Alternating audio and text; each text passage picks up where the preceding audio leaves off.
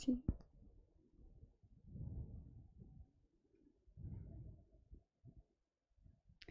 Hello everyone, very good evening. कैसे हैं आप सभी?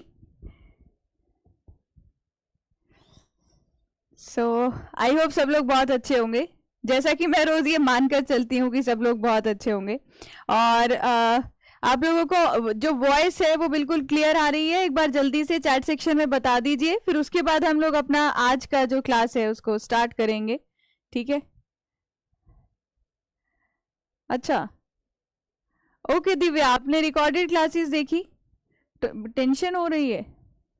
कौन से एग्जाम की टेंशन हो रही है कुमार सोनू? अभी क्या कॉलेज वाले एग्जाम्स हैं? अभी एसएससी के लिए तो टाइम है। अगर अभी टेंशन ले ली तो पढ़ाई कब करेंगे? किस एग्जाम की टेंशन हो रही है? Hello Mohit, hi Divya, hello Prince Singh, hello Manoj Bhatt, very good evening. चलिए चलिए तो शुरू करते हैं अभी की क्लास। हाँ, किस ये कॉलेज वाले एग्जाम्स की टेंशन हो रही है या एसएससी की टेंशन लग रही है, या कोई स्टेट का पेपर आ रहा है उसकी टेंशन हो रही है? टेंशन ना यहाँ हर एक इंसान को होती है यार, छोटी सी बात की भी टेंशन होती है, तो ये कोई बड़ी प्रॉब्लम नहीं है। लेकिन कुछ लोग जो होते हैं वो टेंशन को कम करना जानते हैं और कुछ लोग टेंशन को बढ़ाना जानते हैं, है ना। और टेंशन बढ़ती कैसे है? जब हम उन लोगों से बात करते हैं जो उसको और डबल कर देते हैं, है ना। तो एक बार आप बताएंगे तो शायद मैं आपको बता सकूं अपनी टेंशन को कम कैसे कीजिए। तो आज हम लोग स्टार्ट करने वाले हैं अपना टॉपिक। ऑलरेडी हम लोग लास्ट क्लास में कर्व्स वाले टॉपिक को पढ़ रहे थे, और इसके साथ साथ आज मैं एरिया एंड वॉल्यूम भी स्टार्ट करवा दूंगी।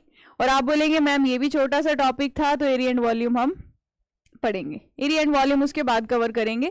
पहले हम लोग देखते हैं कि कर्व्स को अगर हमें साइट पर सेट करना है तो उसके क्या क्या मेथड्स होंगे, थोड़ा बहुत उसके बारे में समझने वाले हैं, है ना। अच्छा, एसएससी जेई को लेकर अभी टेंशन क्यों ले रहे हो? पूरी रात पढ़ाई करनी पड़ेगी ना। अच्छा मुझे एक बात बताओ, जब आप किसी रेस्टोरेंट में जाते हो क्या वहां पर बिल पे करते हो जब खाना देते हो, जब खाना मिलता है? जब हम किसी रेस्टोरेंट में जाएंगे और वहां पर हमें खाना खाने को मिलेगा, उसके बाद हमें उसका बिल पे करना पड़ता है ना, या किसी किसी जगह पहले बिल पे करना पड़ता है उसके बाद हमें खाना खाने को मिलता है।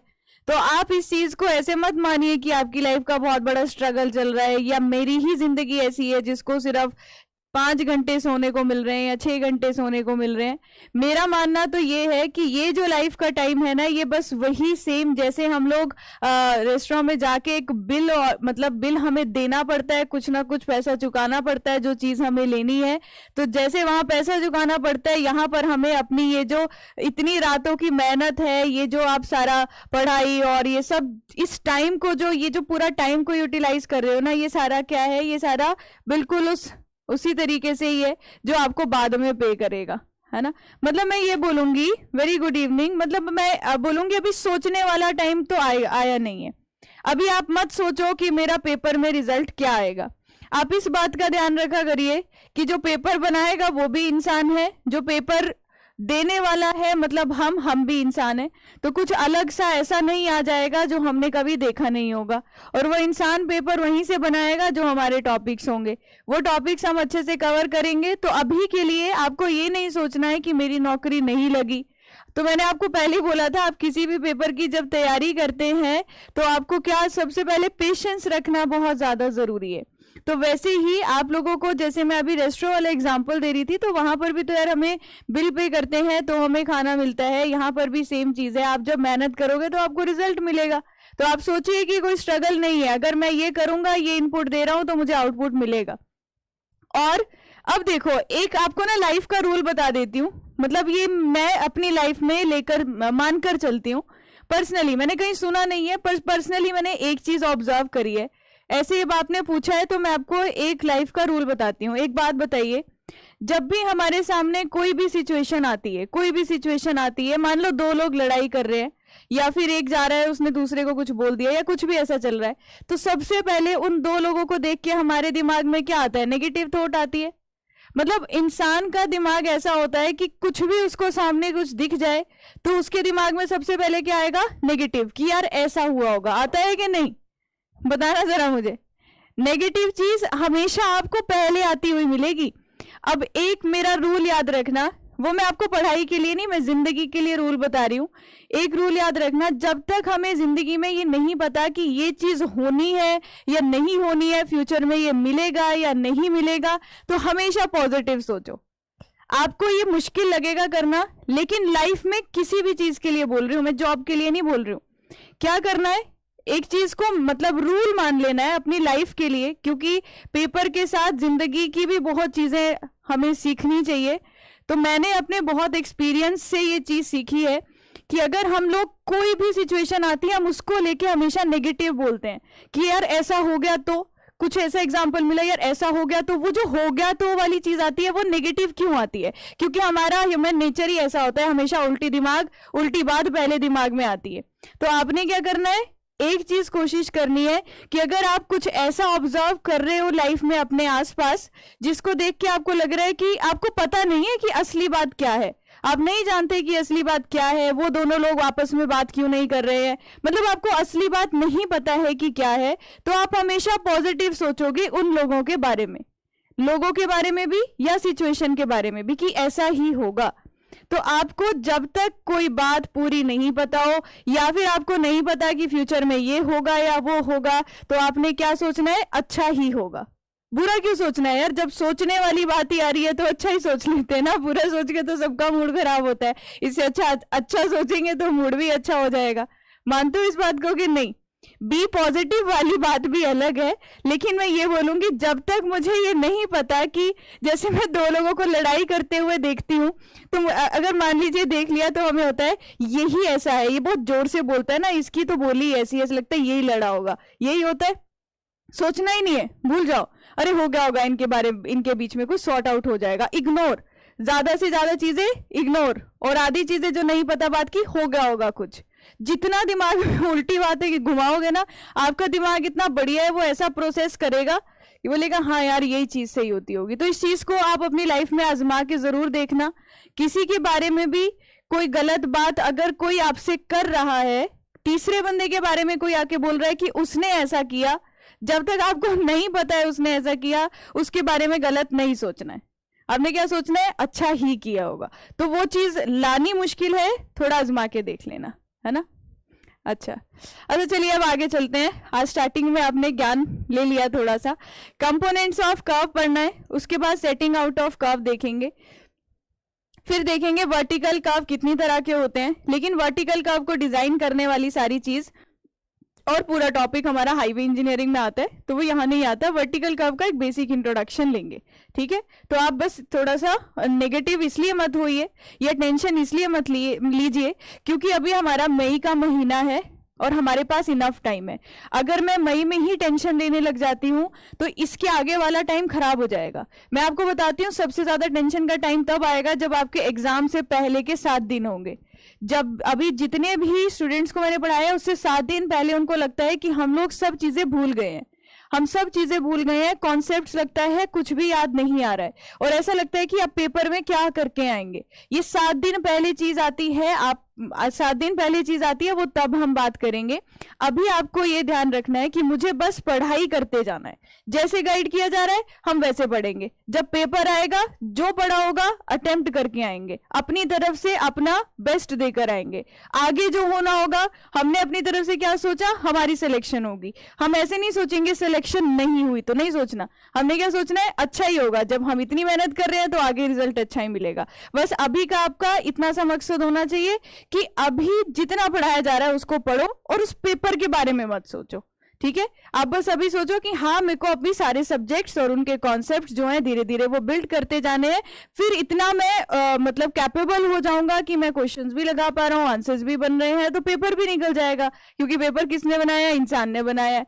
तो ऐसा कुछ अलग सा तो नहीं डाल देगा वो ऊपर से कि नहीं हमें समझ में आएगा, हाँ आज खत्म हो जाएगा चैप्टर, ठीक है।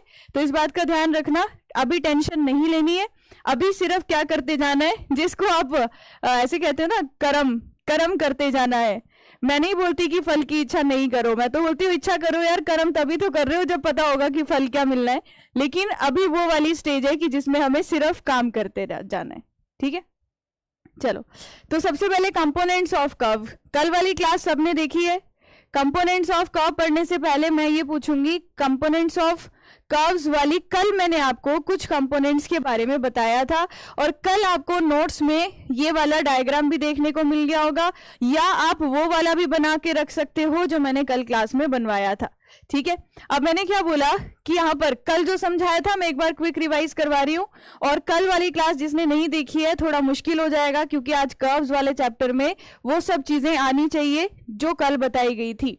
सबसे पहले क्या बताया था मैम, ये ए से लेकर पॉइंट ऑफ कर्वेचर तक का जो डिस्टेंस होता है इसको बैक टेंजेंट बोलते हैं, क्योंकि ये वो टेंजेंट लेंथ है जब हमारा कर्व स्टार्ट होगा जो उससे पहले आ रही है। पॉइंट ऑफ कर्वेचर से पॉइंट ऑफ इंटरसेक्शन के बीच का जो डिस्टेंस होता है इसे हमने टेंजेंट लेंथ बोला था, इसे टेंजेंट लेंथ बोला था। जिसने कल की क्लास नहीं देखी है पहले वो रिकॉर्डेड देख लेना, तभी आपको ये समझ में आएगा। ठीक है, अभी अगर नहीं देखी है तो मुश्किल है, क्योंकि मैंने इसके सारे कंपोनेंट्स बताए थे। बाकी अगर आपने पहले पढ़ रखा है कॉलेज में तो आप जरूर देख सकते हो। मैंने बताया था कर्व्स क्यों प्रोवाइड करते हैं और उसका बेसिक इंट्रोडक्शन, तो कल वाली देख लीजिएगा एक बार। अब उसके बाद क्या आता है, point of tangency. Point of tangency क्या था मैम, अगर ये हमारा एक हॉरिजॉन्टल कर्व आ रहा है तो हॉरिजॉन्टल कर्व इस टेंजेंट को कहाँ कट करेगा, जहां हॉरिजॉन्टल कर्व एंड हो रहा है। जो एंड वाला पॉइंट है वो पॉइंट ऑफ टेंजेंसी, जहां से कर्व स्टार्ट हो रहा है वो पॉइंट ऑफ कर्वेचर, और जो कर्वेचर के अलोंग लेंथ आ रही है वो लेंथ ऑफ कर्व हमने पढ़ी थी। पॉइंट ऑफ इंटरसेक्शन से पॉइंट ऑफ टेंजेंसी के बीच का जो डिस्टेंस है वो टेंजेंट लेंथ होता है। क्योंकि सिंपल सर्कुलर कर्व है तो इसका रेडियस हमने आर मान लिया था। बाहर जो एंगल बन रहा है उसको डिफ्लेक्शन एंगल बोला था। जितना एंगल डिफ्लेक्शन बार बनेगा उतना ही कॉर्ड, ऐसे भी बोल सकते हैं, पॉइंट ऑफ कर्वेचर से पॉइंट ऑफ टेंजेंसी तक मैम कर्व है या कॉर्ड है, वो सेंटर पे कितना एंगल बना रही है, टोटल डिफ्लेक्शन एंगल बना रही है।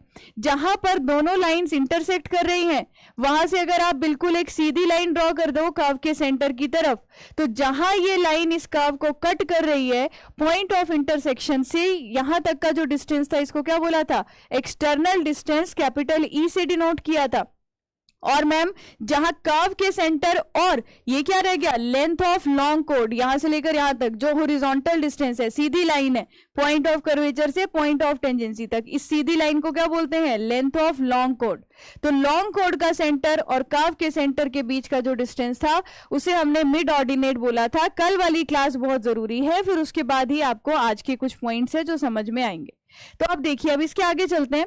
कल की क्लास में आपको मैंने ये बता दिया था कि आपको लेंथ ऑफ कर्व कैसे निकालना है। आई होप आपको सबको क्लियर भी था कि मैम कुछ भी नहीं करना है, ये पॉइंट ऑफ कर्वेचर है, ये पॉइंट ऑफ टेंजेंसी है, और लेंथ ऑफ कर्व का मतलब है अगर सेंटर पे डिफ्लेक्शन एंगल डेल बन रहा है तो यहां से लेकर यहां तक कर्व की लेंथ कैसे निकालेंगे।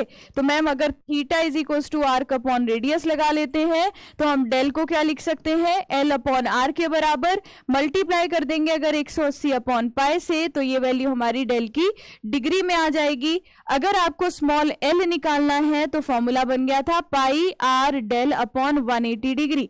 डायरेक्ट आपको डेल दिया होगा और आपको लेंथ ऑफ कर्व निकालनी होगी तो आप यहां से निकालेंगे, लेंथ ऑफ कर्व निकालनी होगी तो आप यहां से निकालेंगे। ठीक है, वो नॉर्मल कोड जो आप बता रहे हो वो कर्व को सेट आउट करने में वो टर्म आएगा, है ना।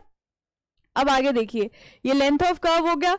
टेंजेंट लेंथ आपको मैंने बताया था, टेंजेंट लेंथ क्या हो गया, पॉइंट ऑफ कर्वेचर जो कि T1 पॉइंट है, जहां कर्व का सेंटर है O पॉइंट है, जहां इंटरसेक्शन वाला पॉइंट है मैम वो V पॉइंट है। कर्व कुछ इस तरीके से जा रहा था। पॉइंट ऑफ कर्वेचर से पॉइंट ऑफ इंटरसेक्शन के बीच का डिस्टेंस कैसे निकालेंगे, कल मैंने आपको बताया था कि हमारा जो ये वाला डायग्राम है, मैं इसमें से कुछ ऐसी फिगर जो कंसीडर करूंगी, सब कोड दानिश अभी नहीं आएगा, वो अभी आगे वाले टॉपिक में मैं समझा दूंगी कि वो होता क्या है। तो अब देखिए, मतलब वो इतना नहीं आता लेकिन कर्व को सेट आउट करने में पूछेंगे तो मैं उसके लिए इंट्रोडक्शन दे दूंगी आपको कि क्या होती है, यहां नहीं आएगी वो। अभी कर्व को सेट आउट करने का जो प्रोसीजर है वो इससे अगला टॉपिक है। तो लेंथ, टेंजेंट लेंथ हमें निकालनी थी तो हमें क्या करना था मैम, आपने पॉइंट ऑफ कर्वेचर लिया, पॉइंट ऑफ इंटरसेक्शन लिया और ये कर्व का सेंटर है। तो हमने हमेशा एक ऐसा ट्राइंगल लेना है जिस ट्राइंगल में एक वैल्यू हमारी क्या हो, कल की क्लास में बताया था, एक वैल्यू अननोन हो जो हमें फाइंड आउट करनी है और दूसरी वैल्यू रेडियस होनी चाहिए, क्योंकि कर्व का रेडियस हमें पहले से पता है। पॉइंट ऑफ टेंजेंसी कृष्णा क्या होता है, पॉइंट ऑफ टेंजेंसी का मतलब है, मान लो आपने ये कर्व बनाया, कर्व कैसे बना होगा मैम, एक इसका बैक टेंजेंट होगा, उसको पीछे की तरफ एक्सटेंड कर दो, एक हमारा फॉरवर्ड टेंजेंट होगा तो इसको भी बैकवर्ड डायरेक्शन में एक्सटेंड कर दिया। तो जहां पर कर्व, कहां पर कर्व और टेंजेंट एक दूसरे को मिल रहा है, कर्व और टेंजेंट एक दूसरे को मिल रहा है, लेकिन जहां कर्व एंड हो रहा है, देखो यहां से कर्व स्टार्ट हो रहा है ए से और सी पे एंड हो रहा है और सी पर वो टेंजेंट को मिल रहा है, इस वाले पॉइंट को बोलते हैं पॉइंट ऑफ टेंजेंसी और ए पॉइंट को बोलते हैं पॉइंट ऑफ कर्वेचर। ठीक है, कल वाली क्लास देखी है कृष्णा आपने, कल तो थे आप शायद क्लास में, तो पॉइंट ऑफ टेंजेंसी आपको पता चल गया। लेंथ ऑफ कर्व का फॉर्मूला पेपर के लिए वेरी इंपॉर्टेंट, दूसरा formula tangent length r tan del by 2, याद कैसे रखोगे, टेंजेंट लेंथ निकालनी है तो आपने यहां पर जो ट्रिग्नोमेट्रिक रिलेशन लगाना है वो भी क्या है tan थीटा। तो t इसका डेरिवेशन भी मैंने आपको कल की क्लास में बता दिया था, तो जो लोग कल की क्लास नहीं देख कर आए हैं मैं रिकमेंड करूंगी कि पहले आप पिछला कल वाला लेक्चर जरूर देख लो, नहीं तो हो सकता है चीजें समझ में ना आए। तो r tan del by 2। अब इसके आगे चलते हैं और कंपोनेंट्स के बारे में समझते हैं, ध्यान से देखना। तीसरा जो कंपोनेंट जो हमें निकालना है that is length of long कोड। तो पहले हम यहां पर देखते हैं, मैं आपको समझाती हूं कि आया कैसे है, ध्यान से देखना। आप सबको ये पता है कि लेंथ ऑफ लॉन्ग कोड ये वाली लेंथ होती है, बताओ ये लेंथ ऑफ लॉन्ग कोड है, मुझे निकालना है कि लेंथ ऑफ लॉन्ग कोड यहां से लेकर यहां तक कितनी होगी। अब मैं क्या करूंगी, अगर मुझे फॉर्मूला भूल जाता है, अगर मुझे फॉर्मूला, तो दानिश कल वाली क्लास देख के आइएगा अगर कल नहीं देखी है तो। अब मुझे क्या निकालना है, पॉइंट ऑफ कर्वेचर से पॉइंट ऑफ टेंजेंसी, इससे पीछे जो बताया वो सब कल हमारा कवर हो गया। तो पॉइंट ऑफ कर्वेचर से पॉइंट ऑफ टेंजेंसी के बीच का जो डिस्टेंस है ma'am length of long code है। अब अगर ये हमारा हॉरिजॉन्टल कर्व है, मैं कैसे निकालूंगी कि एल का फॉर्मूला क्या है, आपको क्या बोला, क्या करना है आपको, आपने जो ये पूरा एक डायग्राम बनाया जिसको मैं मानकर चल रही हूँ आपने कल रिवाइज किया होगा, तो क्या करना है मैम, हमने इस डायग्राम में एक ऐसा ट्रायंगल ढूंढेंगे जिसमें रेडियस भी आ जाए। तो क्या किया मैंने मैम, रेडियस भी आ जाए तो ये वाली लाइन आ गई। तो एक काम करते हैं, इस वाले ट्रायंगल से l/2 निकाल सकते हैं और फिर l की लेंथ भी आ जाएगी। अब एक काम करो, यहां से हटा दिया, ये ट्रायंगल कंसीडर कर लिया, इस ट्रायंगल में देखना क्या है। तो मैम हमने जब जो भी वैल्यू निकालनी होती है, यहां पर वैल्यू जो निकालनी है वो l है, जो गिवन होनी चाहिए वो रेडियस। तो आपको ये बोला कि अगर लेंथ ऑफ लॉन्ग कोड मुझे चाहिए, जब मुझे लेंथ ऑफ लॉन्ग कोड निकालनी है तो इसका मतलब मुझे l की वैल्यू नहीं पता है, रेडियस पता है, डेल की वैल्यू पता है, तो ये दो की फॉर्म में मुझे l को लाना है। अब देखना क्या किया, इस ट्रायंगल में ये वाला एंगल क्या होगा 90 डिग्री, इस ट्रायंगल में ये वाला एंगल क्या होगा 90 डिग्री। अगर मैं आपको बोलूं आपको कर्व का रेडियस पता है, मतलब ये वाली लाइन पता है, और आपको ये एंगल del/2 पता है, आप कौन सा ट्रिग्नोमेट्रिक रिलेशन लगाओगे कि आपको इस ट्रायंगल के बेस में और इस ट्रायंगल के हाइपोटेन्यूज में आपको रिलेशन मिल जाए। क्योंकि मैम बेस ट्रायंगल का ये हो गया, हाइपोटेन्यूज ये हो गया, तो अगर मैं यहां पर लगाती साइन, ये एंगल कितना है δ/2, तो sine theta perpendicular upon hypotenuse, sorry B upon, आपके पास ये वैल्यू क्या आ जाएगी, sine theta is equal to आपके पास पी अपॉन, अच्छा आप देखिए यहां पर देखिए, ये वाला एंगल क्या है मैम, ये वाला एंगल क्या है हमारा del/2 और ये 90, तो ये तो बेस बन जाएगा, परपेंडिकुलर ये आ गया, तो परपेंडिकुलर इज l/2 और हाइपोटेन्यूज आ गया r। तो यहां से निकालना क्या था, l निकालना था, तो l कितना आ जाएगा 2r sin del/2, l कितना आ जाएगा 2r sin del/2। तो यहां से हम क्या निकाल सकते हैं, लेंथ ऑफ लॉन्ग कोड। तो लॉन्ग कोड की लेंथ कितनी आएगी, तो मैंने इस पूरी फिगर में एक ऐसी चीज उठा ली, एक ऐसा ट्रायंगल उठा लिया जिसमें एक डेल्टा मिल गया और एक रेडियस मिल गया, तो एक रेडियस मिल गया, एक डेल्टा मिल गया, और ये चीज अननोन थी। मुझे ये डेराइव करने के लिए नहीं पूछेंगे पेपर में, सीधा पूछेंगे लेंथ ऑफ लॉन्ग कोड निकालो, अगर डेल्टा एंगल कितना है, तो यहां पर वैल्यू कितनी आ जाएगी 2r sin del/2। ठीक है, अरे 2 नहीं कटेगा नंदलाल, क्योंकि मैंने ये जो इक्वेशन लिखी है, इस इक्वेशन से मैंने l/2 थोड़ा ना निकाला है, जो आप पूछ रहे हो। अगर मैं यहाँ से लिखती L/2 तो वो आता ना R sin del by 2, बताना जरा। L/2 लिखती तो आता ना वो क्या बोलते हैं R sin del by 2। तो ये हाफ के लिए अगर इतनी वैल्यू है तो एक के लिए कितनी होगी 2R sin del by 2। Nandlal clear है? अगर आप हाफ के लिए लिखते तो ये आता और एक पूरे के लिए लिखते तो 2 उधर चला जाएगा। बोलो। तो फॉर्मूला याद रखना इसका सिंपल, डायरेक्ट फॉर्मूला आता है, डेल्टा दिया होगा और एल निकालना होगा, डेल्टा दिया होगा और एल निकालना होगा। एग्जाम में रिजल्ट ही आते हैं, मैं तो इसलिए बता रही हूँ कि अगर आप भूल जाओ तो आप यहां से निकाल सकते हो। इसके आगे बात करते हैं, जितनी भी वैल्यूज अब मैं एंगल की ले रही हूं, ये डेल्टा की वैल्यू आपको कई बार होता है दी नहीं होती। अगर ये डेल्टा की वैल्यू नहीं दी है तो आप कैसे निकाल सकते हैं? मतलब डेल्टा की वैल्यू क्या बोला है, एंगल जो है, एंगल हमारा डिग्री में ही होगा, एंगल हमारा डिग्री में ही होगा। और मैं आपको बता दूं, आपको ना इस तरीके से जेई और एई और एसएससी में कंफ्यूज किया ही नहीं जाता कि आपको यहाँ एंगल रेडियन में दे, फिर आप डिग्री में कन्वर्ट करो, फिर आप यहाँ फॉर्मूला लगाओ। सीधा दिया होगा कि if deflection angle is 60 degree then calculate the length of long कोड। तो डेल्टा आपने किस में लेना है? डेल्टा एंगल आपको डिग्री में ही लेना है, ठीक है? इस चीज में आपको कभी नहीं वो कंफ्यूज करेगा। ओके चलो, तो ये लेंथ ऑफ लॉन्ग कोड का फॉर्मूला हो गया। इसके आगे चलते हैं, नेक्स्ट फॉर्मूला निकालना है मुझे मिड ऑर्डिनेट का। तो मिड ऑर्डिनेट का जो आपको फॉर्मूला याद रखना है पेपर के लिए वो ये वाला। अगर मैं मिड ऑर्डिनेट का फॉर्मूला भूल जाती हूं, अगर मैं मिड ऑर्डिनेट का फॉर्मूला पेपर में भूल जाती हूं तो मैं क्या करूंगी? तो मैंने वो सेम डायग्राम बनाया, कर्व का सेंटर, पॉइंट ऑफ कर्वेचर, ये वाला पॉइंट क्या है हमारा, ये वो वाला पॉइंट है मैम, ये टेंजेंट जा रहा था, ये पॉइंट ऑफ इंटरसेक्शन था। वहां से नीचे अगर आप एक सीधी लाइन बना रहे हो, जो कर्व का सेंटर है, जो कॉर्ड का सेंटर है, ये ओ पॉइंट आ गया। तो अभी मुझे क्या निकालना है? Mid ordinate. मिड ऑर्डिनेट मतलब इन दोनों पॉइंट के बीच का डिस्टेंस। और अगर मैं इसको इस वाली फिगर में दिखाऊं तो मिड ऑर्डिनेट का मतलब है इन दोनों पॉइंट के बीच का डिस्टेंस कितना होगा। तो अब मैंने जो वहां पर कंसीडर किया है, ये वाला पॉइंट लो, ये वाला पॉइंट लो और ये वाला पॉइंट लो, O, T1 और C और यहाँ D। तो O, T1, C और D को मैंने यहाँ पर ड्रॉ किया है। तो ये O पॉइंट आ गया, T1 आ गया, C आ गया, D आ गया। ये हमारा मिड ऑर्डिनेट है। आप मुझे बताओ कर्व के सेंटर से लेकर आर्क तक की जो लेंथ होगी वो कितनी होगी? कर्व का सेंटर से लेकर आर्क तक की लेंथ कितनी होगी? रेडियस ही होगी यार। ये पूरी वैल्यू यहां से लेकर क्या मैं लिख सकती हूं कि OC की वैल्यू मेरी R के बराबर होगी। अगर CD निकालना है तो मैम OC माइनस OD करना पड़ेगा। तो CD निकालना है, OC मतलब R माइनस मैम OD करेंगे। अगर हमें O से लेकर D तक का डिस्टेंस निकालना है, अगर O से D निकालना है, तो आपने एक चीज बताई कि जो चीज निकालनी है उसको इस तरीके से अरेंज करो कि उसमें रेडियस भी आ जाए, डेल भी आ जाए। तो मैम OD निकालना चाहती हूँ, रेडियस यहाँ पर है और डेल बाय 2 यहाँ पर आ जाएगा। तो आप इस वाले ट्राइंगल को ले लीजिए।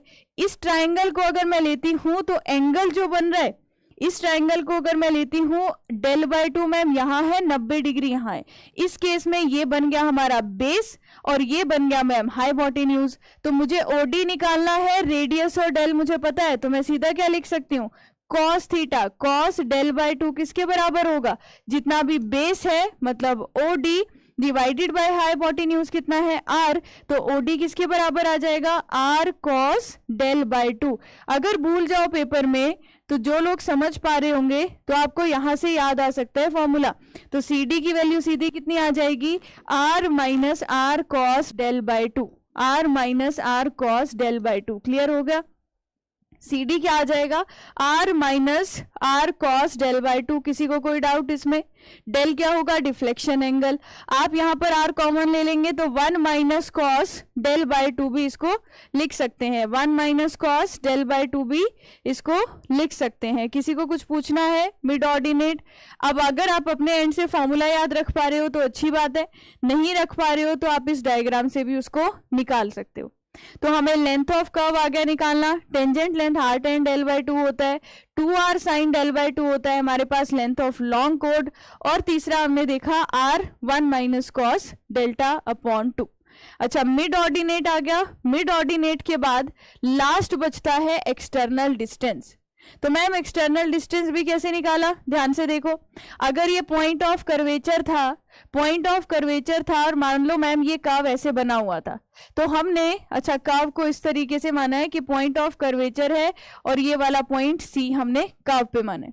तो एक्सटर्नल डिस्टेंस क्या होता था मैम, अगर ये कर्व इस तरीके से जा रहा है आपका, इसको हम यहां पर ड्रॉ करते हैं एक बार फिर से। मान लो ये कर्व इस तरीके से जा रहा है और यहाँ पर कुछ उस तरीके से एक लाइन है, ये पॉइंट ऑफ कर्वेचर T1 है और ये हमारा सेंटर पॉइंट O है, और मैम यहाँ से आप एक लाइन बना लेते हैं, तो ये जो बाहर वाला डिस्टेंस है ये हमारा एक्सटर्नल डिस्टेंस होता है कि नहीं। तो इसमें मैम OT1 क्या होती है, रेडियस, ये वाला एंगल क्या हो गया, del/2। निकालना क्या है, ये बाहर वाला डिस्टेंस, एक्सटर्नल डिस्टेंस। अच्छा, और ये वाली वैल्यू किसके बराबर होती है, ये भी मैम रेडियस की तो बराबर होती है। तो मैम इसमें भी हम क्या ट्रिग्नोमेट्रिक रिलेशन लगा सकते हैं, एक तो मुझे रेडियस पता है, del/2 पता है, ये वाली चीज जो है ये अननोन है, तो हम यहाँ पर कौन सा ट्राइंगल लेंगे, तो मैम हमें पता है टेंजेंट जो होता है वो इसके साथ कितने डिग्री का एंगल बनाएगा, 90 डिग्री का। OT1 का जो एंगल होगा टेंजेंट के साथ कितने भी होगा, 90 पर। तो अगर ये 90 है, जिस भी लाइन पे दो एंगल बनते हैं वो बेस बन जाता है, तो ये बेस हो गया मैम। और 90 के सामने वाली लाइन हाइपोटेन्यूज होती है, तो बेस अपॉन हाइपोटेन्यूज क्या बन जाएगा, बेस अपॉन हाइपोटेन्यूज क्या बन जाएगा आपका, कॉस थीटा। तो हम लोग यहाँ पर क्या लिख सकते हैं, तो कॉस यहाँ पर लिखा भी हुआ है वैसे, cos del/2 is equal to base is r divided by O से लेकर V तक का डिस्टेंस।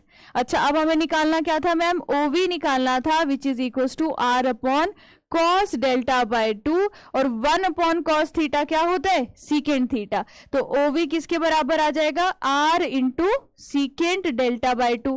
पर मैम ये तो आपने पूरा बताया O से V तक, आपको चाहिए सिर्फ V से लेकर C तक का डिस्टेंस, तो आप लिख सकते हो कि VC किसके बराबर होगा, O से लेकर V वाले डिस्टेंस में माइनस VC OC कर दीजिए।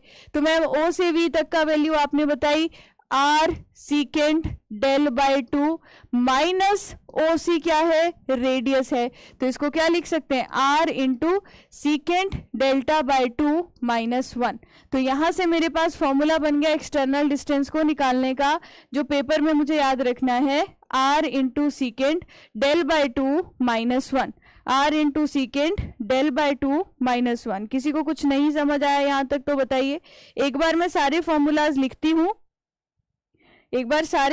लिखती हूँ, और फिर भी कुछ पूछना होगा तो मुझे बता देना, बोलो।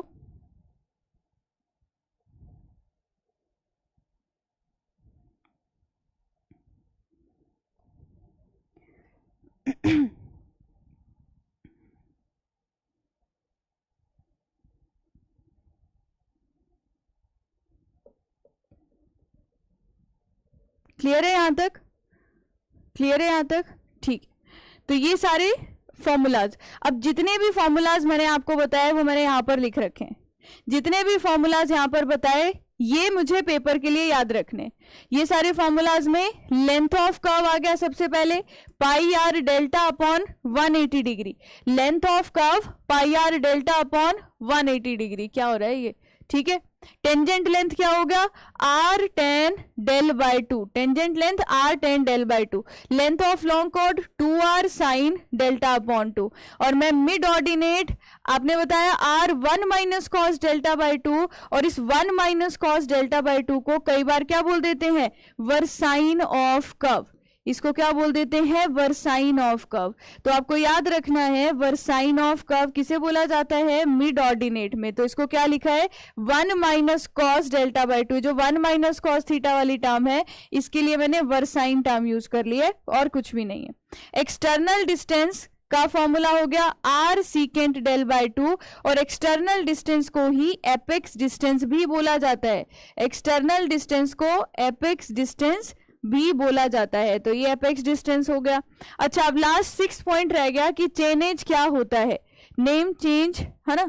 अब ऐसा मुझे आइडिया नहीं, आप एक बार जहां मतलब टीम से बात कीजिए, नहीं तो एक बार मैसेज डाल देना, मैं टीम से डिस्कस कर लूंगी। अब लास्ट रह गया ये चेन एज कैसे निकालनी है, चेन एज का मतलब क्या होता है। क्या मैंने आपको फर्स्ट चैप्टर में बताया था कि चेन एज क्या होती है, बताइए। अगर मैं बोलूं किसी पॉइंट का चेन एज 1000 मीटर है तो मुझे बताओ उसका मतलब क्या होगा।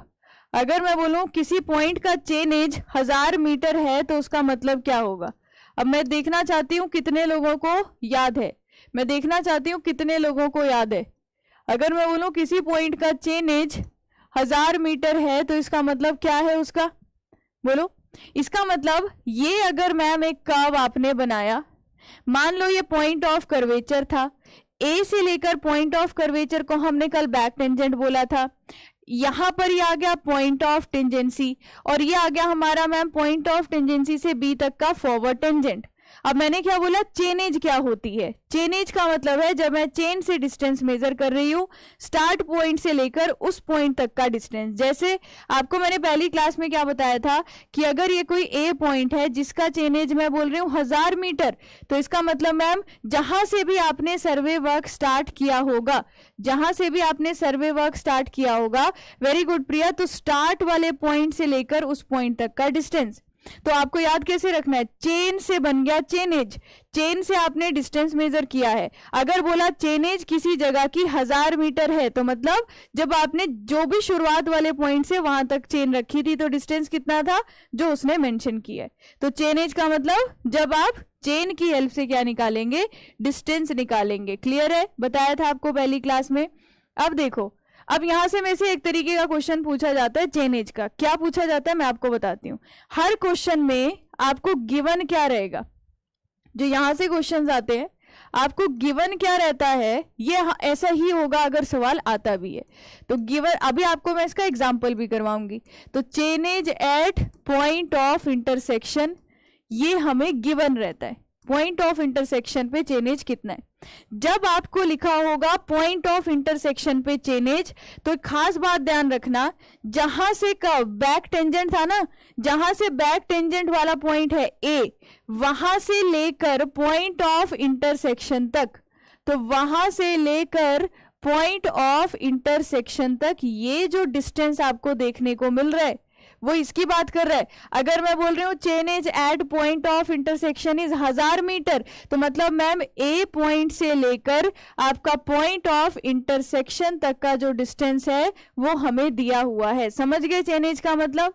अगर मैं बोलूँ chainage of point of intersection for example 1000 metre, तो आप बोलेंगे ये वैल्यू जो है वो कितनी होगी, 1000। ये कुछ भी हो सकती है, ये सिर्फ मैंने एग्जाम्पल के लिए बोला। क्लियर है। अब देखो, आपको बोलेगा कैलकुलेट करो chainage at point of curvature. Calculate कीजिए, कैलकुलेट कीजिए चेन एज एट, कैलकुलेट कीजिए chainage at point of curvature. तो मैम पॉइंट ऑफ कर्वेचर के लिए अगर चेन एज निकालनी है तो मतलब ए पॉइंट से लेकर पॉइंट ऑफ कर्वेचर तक कितना डिस्टेंस होना चाहिए, मतलब मैं स्टार्ट से कितने डिस्टेंस के बाद का आपको प्रोवाइड करना शुरू करूं। तो आप बताइए, ये पूरी वैल्यू आपको पता है। पॉइंट ऑफ कर्वेचर से पॉइंट ऑफ इंटरसेक्शन के बीच का जो लेंथ होता है वो क्या होता है, पॉइंट ऑफ कर्वेचर से पॉइंट ऑफ इंटरसेक्शन के बीच की जो लेंथ होती है उसको क्या बोलते हैं, बोलो। टेंजेंट लेंथ बोलते हैं या नहीं मैम। यहां से लेकर यहां तक का जो लेंथ होता है वो टेंजेंट लेंथ होता है। तो क्या मैं लिख सकती हूं calculate the chainage at point of curvature, अगर पूछा है तो यहां हम लिख सकते हैं कि chainage at point of curvature is equal to जितना भी चेन एज था क्या करना पड़ेगा, पॉइंट ऑफ इंटरसेक्शन पे। तो यहां से मैम यहां तक का डिस्टेंस माइनस टी कर दीजिए, माइनस टी कर दीजिए, तो आपको चेन एज यहां पर मिल जाएगी। कहां पर, at point of curvature. Chainage कहां मिल जाएगी, एट पॉइंट ऑफ कर्वेचर मिल जाएगी। बताइए, तो मैम 1000 में अगर मान लो ये 50 आया है तो 50 माइनस कर दो तो 950 ये वैल्यू होगी। अच्छा, दूसरी चीज बोलेगा कि कैलकुलेट कीजिए, दूसरी चीज बोलेगा कि कैलकुलेट कीजिए chainage at point of tangency. तो इसका मतलब होगा कि ए पॉइंट से लेकर अगर मैं एक चेन बिछाती हूं तो पॉइंट ऑफ टेंजेंसी तक उसका डिस्टेंस कितना होगा। ए पॉइंट पे चेन का एक एंड रखती हूं तो जब मैं ऐसे चेन बिछाऊंगी तो पॉइंट ऑफ टेंजेंसी तक कितना डिस्टेंस होगा। तो आप बोलेंगे, आप में से कुछ लोग बोलेंगे कि मैम पॉइंट ऑफ इंटरसेक्शन का तो चेन एज पता है, इसको माइनस कर दो। तो मैं बोलूंगी उस हिसाब से तो पॉइंट ऑफ कर्वेचर और टेंजेंसी की वैल्यू सेम आ जाएगी। तो अगर मैम आपने इस 1000 में से टी को माइनस करके यहाँ की वैल्यू निकाली। आगे के लिए भी यहाँ पर 1000 तो आपको पता है, इसमें आप टी की वैल्यू को माइनस या प्लस कर दो और ये वैल्यू मिल जाएगी। पर मैं बोलूंगी ऐसे नहीं करना है, सुनना क्या करना है मैम, पॉइंट ऑफ कर्वेचर तक की वैल्यू मुझे जब मिल गई है तो मान लेते हैं कि यहाँ पे चेनेज मुझे पता है, मतलब यहाँ से यहाँ तक का डिस्टेंस मुझे पता है।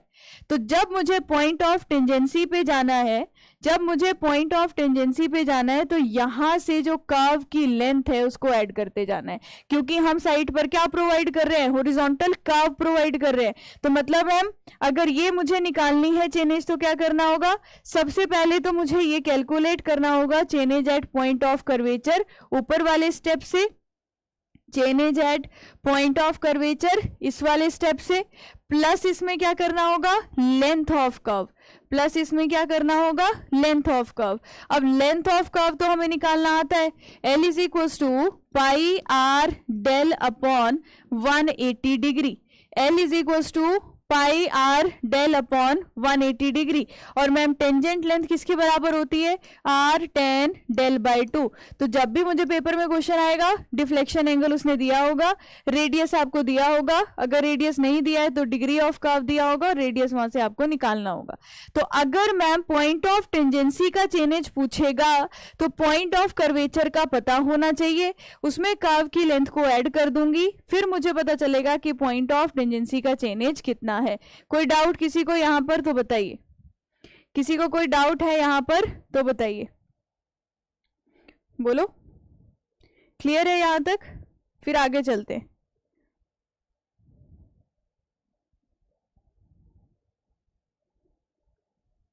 आगे चले, लेंथ ये समझ में आ गया कि कैसे निकालना है चेनेज, ठीक है। तो यहां पर मैंने जो लिखा हुआ था chainage of T1 and T2, ma'am chainage of T1 is point of intersection का चेनेज माइनस टेंजेंट लेंथ, और chainage of point of T2 मतलब point of tangency, chainage of T1 मतलब पॉइंट ऑफ कर्वेचर में length of curve ma'am add कर दीजिए। तो इससे related अगर मैं आपको एक क्वेश्चन पूछूं, क्या आप लोग इस क्वेश्चन को सॉल्व कर सकते हैं, इस क्वेश्चन को सॉल्व कर सकते हैं। Two straight line, the straight line intersect at chainage 1150.5 metre, deflection angle मुझे 60 डिग्री दिया हुआ है एंड रेडियस ऑफ कर्वेचर हमें 500 मीटर दिया हुआ है। कैलकुलेट कीजिए चेनेज कहां पर, at the point of curvature और टेंजेंसी, और मुझे आंसर बताइए, मुझे आंसर बताइए जिसके पास भी आंसर आता है। तो chainage at point of curvature, chainage at point of curvature, तो ये किसके बराबर होगा मैम, पॉइंट ऑफ कर्वेचर पे अगर निकालना है तो पहले पता होना चाहिए chainage at point of intersection minus क्या करना है टेंजेंट लेंथ।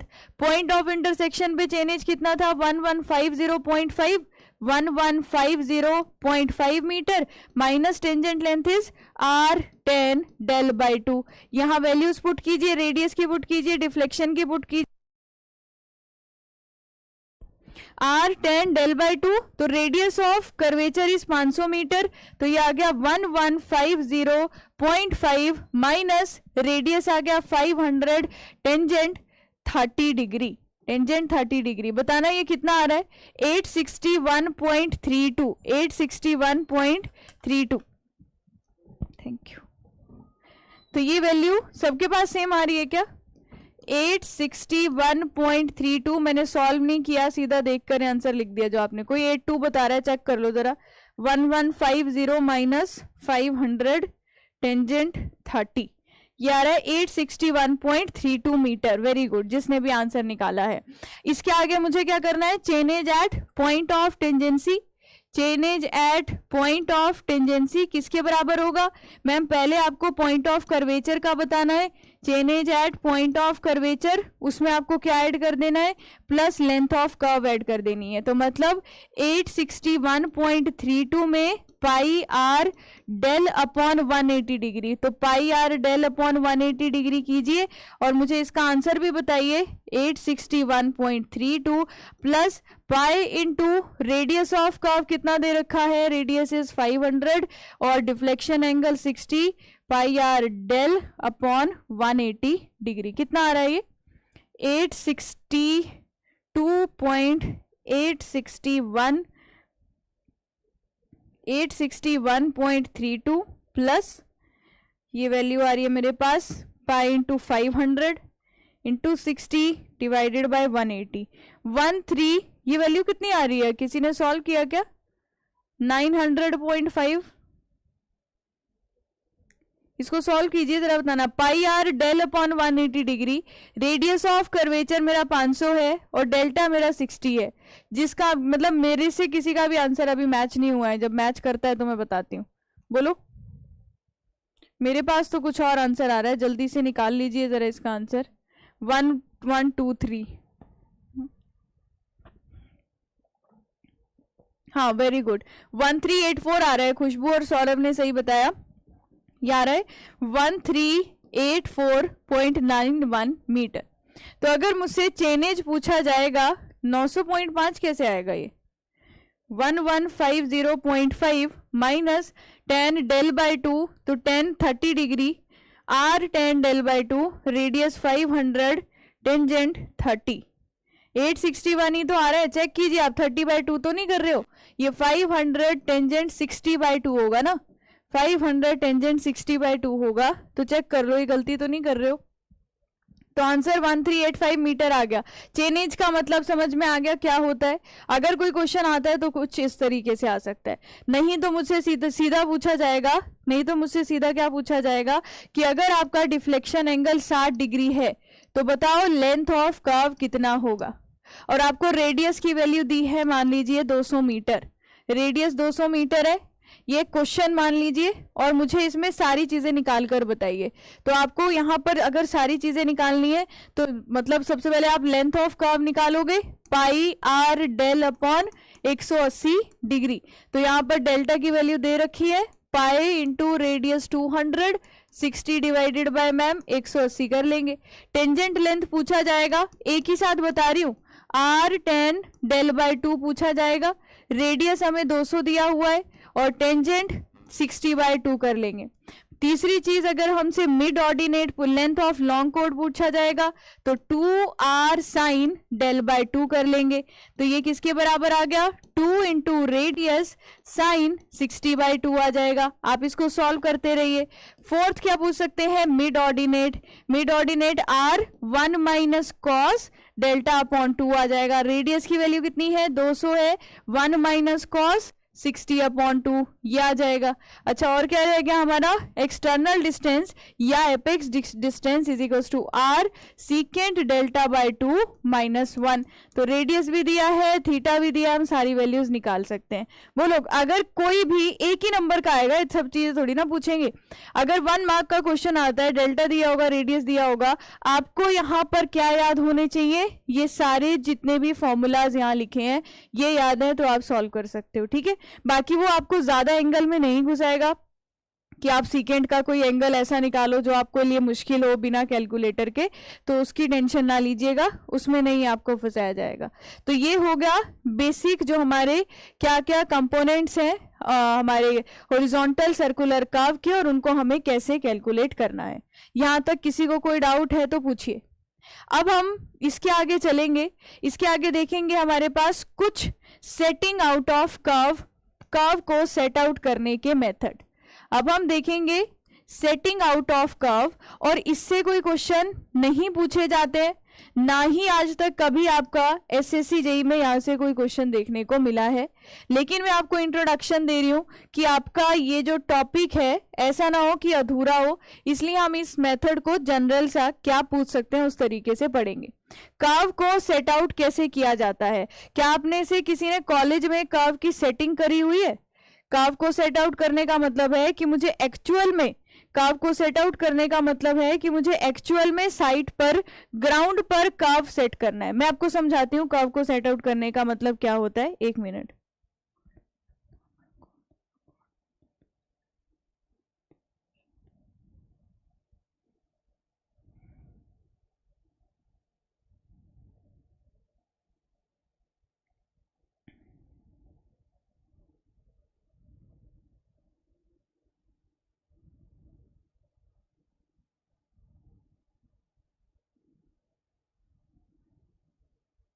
एक मिनट दीजिएगा।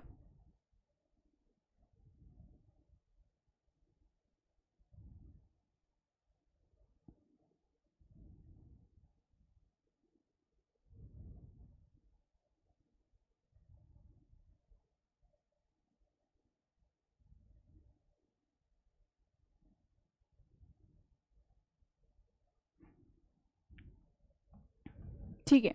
सेटिंग्स सेटिंग से दूर रहते हैं, चलिए आगे चलते हैं। अच्छा, तो सेटिंग आउट ऑफ कर्व का मतलब क्या है मैं आपको समझाती हूँ कि मान लीजिए रोड पर क्या है, साइड पर क्या है कि इस तरीके से एक डायरेक्शन जा रही थी, डायरेक्शन जा रही थी ए बी, ठीक है। अब मुझे क्या करना है, मुझे इस डायरेक्शन को चेंज करना है, इस डायरेक्शन को चेंज करना है मतलब कर्व को सेट आउट करना है। कर्व को सेट आउट करना मतलब मैम मुझे थोड़ी ना पता है कि वो कर्व कैसे करके बनेगा साइड पर, तो मुझे कुछ ऐसे मेथड्स देखने होंगे जिससे मुझे कुछ पॉइंट्स यहाँ पर मिले। ये कुछ पॉइंट्स जहां पर मुझे मिले वहां पर मैं साइड पर पेग्स को अरेंज करते जाऊं। ये जो मुझे यहाँ पर पॉइंट्स मिल रहे हैं, इन सारे पॉइंट्स पर मैं पेग्स को रखते जा रही हूँ, और जब मैं पेग्स को अरेंज करती जाऊंगी तो इसको हम बोलते हैं कि डिफरेंट कौन कौन से मेथड्स हैं जिससे आप इन पेग्स की पोजीशन को डिफाइन करो। क्योंकि अगर मुझे पता चल गया कि ये पेग्स यहाँ से कितने डिस्टेंस पर आएगा, दूसरा पेग भी कितने डिस्टेंस पे आएगा, किस डायरेक्शन में आएगा, तो आप क्या कर सकते हो कि इन्हीं दो टेंजेंट के बीच में कर्व को सेट आउट कर सकते हो, ठीक है। तो क्या होगा मैम, अगर एक हमारा एक टेंजेंट लाइन या एक स्ट्रेट लाइन कुछ इस तरीके से जा रही थी, एक स्ट्रेट इस तरीके से जा रही थी, बीच में मुझे क्या करना है, बीच में मुझे कुछ इंटरमीडिएट पॉइंट, बीच में मुझे कुछ इंटरमीडिएट पॉइंट्स लोकेट करने हैं, इंटरमीडिएट पॉइंट्स लोकेट करने हैं जिससे मैं क्या कर सकूं, कर्व को सेट आउट कर सकूं। और जब हम कर्व को सेट करते हैं, जब हम कर्व को सेट करते हैं तो हम यहाँ पर क्या करते हैं, हम डिफरेंट कॉर्ड्स की लेंथ निकालते हैं। ये जो मैंने यहाँ पर लिखी है ना, ये हमारा ए पॉइंट, ये बी पॉइंट, ए और बी के बीच में जो डिस्टेंस होगा उसको बोलेंगे कॉर्ड नंबर 1, बी से लेकर सी के बीच जो डिस्टेंस होगा कॉर्ड नंबर 2, यहां से यहां तक का कॉर्ड नंबर 3। तो अगर मुझे एक कर्व यहाँ पर सेट करना है तो इन कॉर्ड्स की लेंथ कितनी होगी और कितने, मतलब ये C1 C2 C3 इनको निकालने के फॉर्मूलाज होते हैं, वो हम लोग अभी देखेंगे क्या है। कर्व को सेटिंग आउट करने का मतलब है कि दो स्ट्रेट लाइन जा रही है, उसके बीच में मुझे ऐसे इंटरमीडिएट पॉइंट्स ढूंढने हैं जिसकी हेल्प से वहां पर एक कर्वेचर आ जाए और हम डायरेक्शन चेंज कर सकें, अगर हम हॉरिजॉन्टल कर्व की बात कर रहे हैं। ये हमारे दो मेथड्स हैं जिनको हम मेनली पढ़ते हैं, आपको याद रखने हैं दोनों मेथड्स के एग्जाम्पल। तो एक तो आएगा लीनियर मेथड। लीनियर मेथड में हम किसका यूज करते हैं, लीनियर मेथड में हम चेन का यूज करेंगे, टेप का यूज करेंगे, ठीक है। और दूसरे आते हैं एंगुलर मेथड। एंगुलर मेथड में, लीनियर मेथड में आपने कोई एंगल नहीं मेजर किया होगा, लेकिन एंगुलर मेथड से जब हम कर्व को सेट आउट करते हैं साइड पर, तो इसमें हम लोग एंगल मेजरमेंट वाली डिवाइस यूज करेंगे, जैसे हम थियोडोलाइट यूज कर लेंगे, चेन और टेप के साथ थियोडोलाइट मेजर कर लेंगे, मतलब एंगल मेजर कर लेंगे। तो हमारे मेथड्स आते हैं लीनियर और एंगुलर, एक एक करके मैं आपको इंट्रोडक्शन देती हूँ इनका। तो लीनियर मेथड से कैसे इन पॉइंट्स को निकालना है और एंगुलर से कैसे निकालना है, मैं बहुत डिटेल में नहीं जा रही हूँ, जितना ऑब्जेक्टिव में पूछा जाता है वहां पर उतना ही आपको बताऊंगी। अब देखिए, सबसे पहले बात करती हूं मैं आपके साथ लीनियर मेथड की। लीनियर मेथड में, in these method only chain और टेप इज यूज्ड। पहली बात, सिर्फ चेन और टेप यूज हो रही है, यहां पर कोई भी एंगुलर मेजरमेंट्स नहीं ली गई है। तो अगर सिर्फ चेन और टेप का यूज करेंगे, एंगुलर मेजरमेंट नहीं करेंगे, तो वो हमारे सारे मेथड लीनियर होंगे। पेपर के लिए याद रखना है ये सारे मेथड के नाम। Curve, circular curve, horizontal circular curve को हमें साइड पर लेकर आना है, तो हमारे कौन कौन से मेथड्स लीनियर हैं और कौन से एंगुलर हैं, ये यहां से एक थोड़ा सा फेमस क्वेश्चन है जो पूछा जाता है। तो पहला मेथड है perpendicular offset from long code, इसका मीनिंग मैं समझाऊंगी कि कैसे निकालते हैं। दूसरा मेथड है परपेंडिकुलर ऑफसेट फ्रॉम टेंजेंट। तीसरा है रेडियल ऑफसेट फ्रॉम टेंजेंट। अब मैं ये मानकर चल रही हूं कि आपको ऑफसेट तो पता है कि क्या होता है। ऑफसेट पता है कि 90 डिग्री पर लिया जाए तो परपेंडिकुलर ऑफसेट है, अगर किसी और एंगल पर लिया जाए तो ऑब्लिक ऑफसेट है। सक्सेसिव बाइसेक्शन ऑफ कोड और ऑफसेट फ्रॉम कोड प्रोड्यूस। तो हमारे ये कुछ मेथड्स हैं जिसकी हेल्प से हम सिर्फ चेन और टेप की हेल्प से क्या कर सकते हैं, कर्व को साइड पर सेट आउट कर सकते हैं। तो एक एक करके आपको इन मेथड के बारे में जो ऑब्जेक्टिव में पता होना चाहिए वो लिखाऊंगी। तो सबसे पहले बात करते हैं परपेंडिकुलर ऑफसेट फ्रॉम लॉन्ग कोड। तो आप बताइए, क्या आप लोगों को पता है कि लॉन्ग कोड क्या होती है? पहली बात, क्या आपको ये पता है लॉन्ग कोड क्या होती है? हाँ मैम, पॉइंट ऑफ कर्वेचर से लेकर पॉइंट ऑफ टेंजेंसी के बीच में अगर आप एक स्ट्रेट लाइन बना दो, इसको हम लॉन्ग कोड बोलते हैं। अगर यहाँ पर लिखा है परपेंडिकुलर ऑफसेट, तो इसका मतलब ऑफसेट जो लिया जाएगा कहां से लिया जाएगा? वो 90 डिग्री पर लिया जाएगा। कहां से लिया जाएगा? लॉन्ग कोड से लिया जाएगा। तो सबसे पहले मैं देखो कर्व को कैसे सेट कर रही हूं, बहुत आसान है, ध्यान से देखना। ये मेरा पॉइंट ऑफ कर्वेचर है, ये मेरा पॉइंट ऑफ टेंजेंसी है। इन दोनों पॉइंट्स के बीच में मुझे बहुत सारे इंटरमीडिएट पॉइंट्स लोकेट करने हैं ताकि वो कर्वेचर आ जाए साइड पे। तो मैंने क्या किया, पॉइंट ऑफ कर्वेचर और पॉइंट ऑफ टेंजेंसी वाली सीधी लाइन के बीच में इसका एक सेंटर पॉइंट ढूंढ लिया, इसका एक सेंटर पॉइंट ढूंढ लिया। अब मुझे बताओ, पॉइंट ऑफ कर्वेचर और पॉइंट ऑफ टेंजेंसी के बीच एक सेंटर पॉइंट ढूंढ लिया। क्या आपको ये फॉर्मूला पता है मिड ऑर्डिनेट कैसे निकाला जाता है? बोलिए। हाँ मैम, मिड ऑर्डिनेट क्या होता है? R1 minus cos delta by 2। Deflection angle मुझे पता होगा, कितना रेडियस का कर्व सेट करना है ये भी पता होगा। तो इसके सेंटर से क्या किया मैम, 90 डिग्री का एक ऑफसेट ले लिया। 90 डिग्री का ऑफसेट जो इसके सेंटर से लिया, उसकी हाइट कितनी रखी, मतलब उसकी लेंथ कितनी रखी? कितने लेंथ तक ऑफसेट होगा मैम? जितना मिड ऑर्डिनेट होगा, जितना मिड ऑर्डिनेट होगा। तो हमने यहाँ पर परपेंडिकुलर ऑफसेट के जो भी इंस्ट्रूमेंट्स यूज होते हैं, आई होप आपको याद होंगे, उसकी हेल्प से 90 डिग्री पर ऑफसेट सेट कर लिया। अब क्या करना है, तो ऐसे करके मैम हमें एक पॉइंट मिल गया। अब इस सेंटर पॉइंट से आप x डिस्टेंस लेफ्ट की तरफ आए, यहां से x डिस्टेंस आप राइट की तरफ आए।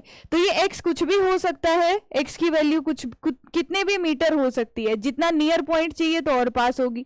तो मैम जब आप x डिस्टेंस इधर गए तो यहां एक पॉइंट मिला 1, यहां पर एक पॉइंट मिला जिसको 2 बोल दिया। तो 1 से भी मैम क्या करना है, 90 डिग्री का ऑफसेट लेना है। लेकिन अब ऑफसेट की लेंथ कितनी होगी, उसको निकालने के लिए एक जनरल फॉर्मूला यहां पर मेंशन किया है मैंने, जो ऑब्जेक्टिव में इतना तो नहीं आता, लेकिन पूछा जाए तो आप समझ जाओगे। क्या करना है, ओ से डिनोट किया होता है बुक्स में मिड ऑर्डिनेट को, ओ से डिनोट किया होता है बुक्स में मिड ऑर्डिनेट को। तो mid ordinate minus x square by 2r। Ma'am x क्या है, आप इस सेंटर पॉइंट से कितना डिस्टेंस लेफ्ट गए या कितना डिस्टेंस राइट गए, तो वो एक्स क्या रिप्रेजेंट कर रहा है, डिस्टेंस बता रहा है। मान लो आप यहां से 3 मीटर आगे गए तो एक्स क्या हो जाएगा, 3। एक्स की जगह 3 पुट कर देंगे, रेडियस की जगह r पुट कर देंगे। तो ऐसे करके मैम दूसरा पॉइंट हमें यहां पर भी मिल जाएगा। ऐसे करते हुए हम यहां से और इधर आएंगे, यहां से और इधर आएंगे, तीसरा पॉइंट और मिल जाएगा। ये सारे पॉइंट्स को जोड़कर आप यहां पर कर्व को सेट आउट कर पाएंगे। तो हमने इस मेथड में क्या किया, एक लॉन्ग कोड से सेंटर से हमने अलग अलग परपेंडिकुलर ऑफसेट बनाए। ऑफसेट की लेंथ को निकालने के लिए जो हमारा ये फॉर्मूला है, बिल्कुल एक्यूरेट तो नहीं है, लेकिन हम क्या बोल सकते हैं, अप्रोक्सीमेट फॉर्मूला। मैं आपको अभी के लिए अप्रोक्सीमेट फॉर्मूला ही बता रही हूं क्योंकि एग्जाम के लिए उतना ही इंपॉर्टेंट है। इवन ये भी कम पूछे जाते हैं, पर मेरा मकसद है अगर यहां से आए तो आपको आता हो क्वेश्चन पेपर में। अप्रोक्सीमेट फॉर्मूला यहां से निकालोगे। क्लियर हो गया कि आप अगर x डिस्टेंस इधर गए तो कितने लेंथ का ऑफसेट होगा, तो मैम ओ एक्स यहां से निकाल लेंगे हम। ठीक है, अच्छा तो ये क्या था कि आप लॉन्ग कोड से टेंजेंट, लॉन्ग कोड से ऑफसेट ले रहे हो 90 डिग्री पर, जिसकी लेंथ यहां से निकाल रहे हो। यस और नो में बता दीजिए, समझ में आ गया। इसके आगे चलते हैं मैम। अगला जो मेथड है, देखना अगला जो मेथड है, पहली बात तो मैं परपेंडिकुलर ऑफसेट लेने वाली हूं। दूसरी बात कहां से लेना है, from the tangent. Perpendicular offset from the tangent. क्यों लीनियर मेथड है, क्योंकि अभी हम कोई एंगल नहीं मेजर करेंगे, देखना सिर्फ हमने चेन या टेप को साइड पर ले गए हैं। ध्यान से देखिए मैम, ये कर्व का सेंटर है, ये कर्व का सेंटर है। यहां पर जो T1 पॉइंट है वो हमारा पॉइंट ऑफ कर्वेचर है। मेथड का नाम है परपेंडिकुलर ऑफसेट लेना है। कहां से लेना है, टेंजेंट से लेना है। अब मैंने क्या किया, ये वाला टेंजेंट लाइन तो मैम हमें पहले से पता है, लेकिन ये कर्वेचर कैसा जाएगा वो नहीं पता, लेकिन ये कर्वेचर कैसा जाएगा वो नहीं पता। तो मतलब मैं ये बोलना चाह रही हूं कि अगर हम ये कर्व यहां पर, कर्व का सेंटर मान लो यहां ड्रॉ कर देते हैं, तो मैम कर्व का सेंटर तो ठीक है, आपको यहां पर ये नहीं पता कि इसकी डायरेक्शन जो कर्वेचर की फॉर्म में जाने वाली है वो कैसे जाएगी। और मान लो ये पॉइंट ऑफ कर्वेचर था, ठीक है। अब मुझे क्या करना है, पॉइंट ऑफ कर्वेचर से एक्स डिस्टेंस आगे जाने पर, पॉइंट ऑफ कर्वेचर से x डिस्टेंस आगे जाने पर क्या करना है, एक 90 डिग्री का ऑफसेट लेना है। ये 90 डिग्री का जो ऑफसेट लिया, इस जो पहला ऑफसेट है इसको नाम दे दिया O1।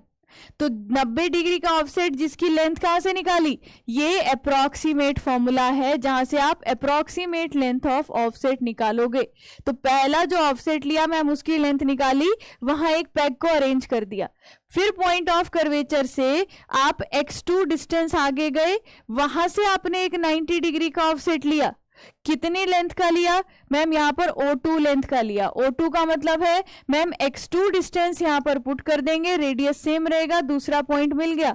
तो ऐसे करते हुए जो मैं आपको उतना ही बता रही हूं जितना स्टेट के लिए पता होना चाहिए आप लोगों को, और बुक्स में देखेंगे ऐसा ही आपको वहां पर एक्सप्लेन किया हुआ है।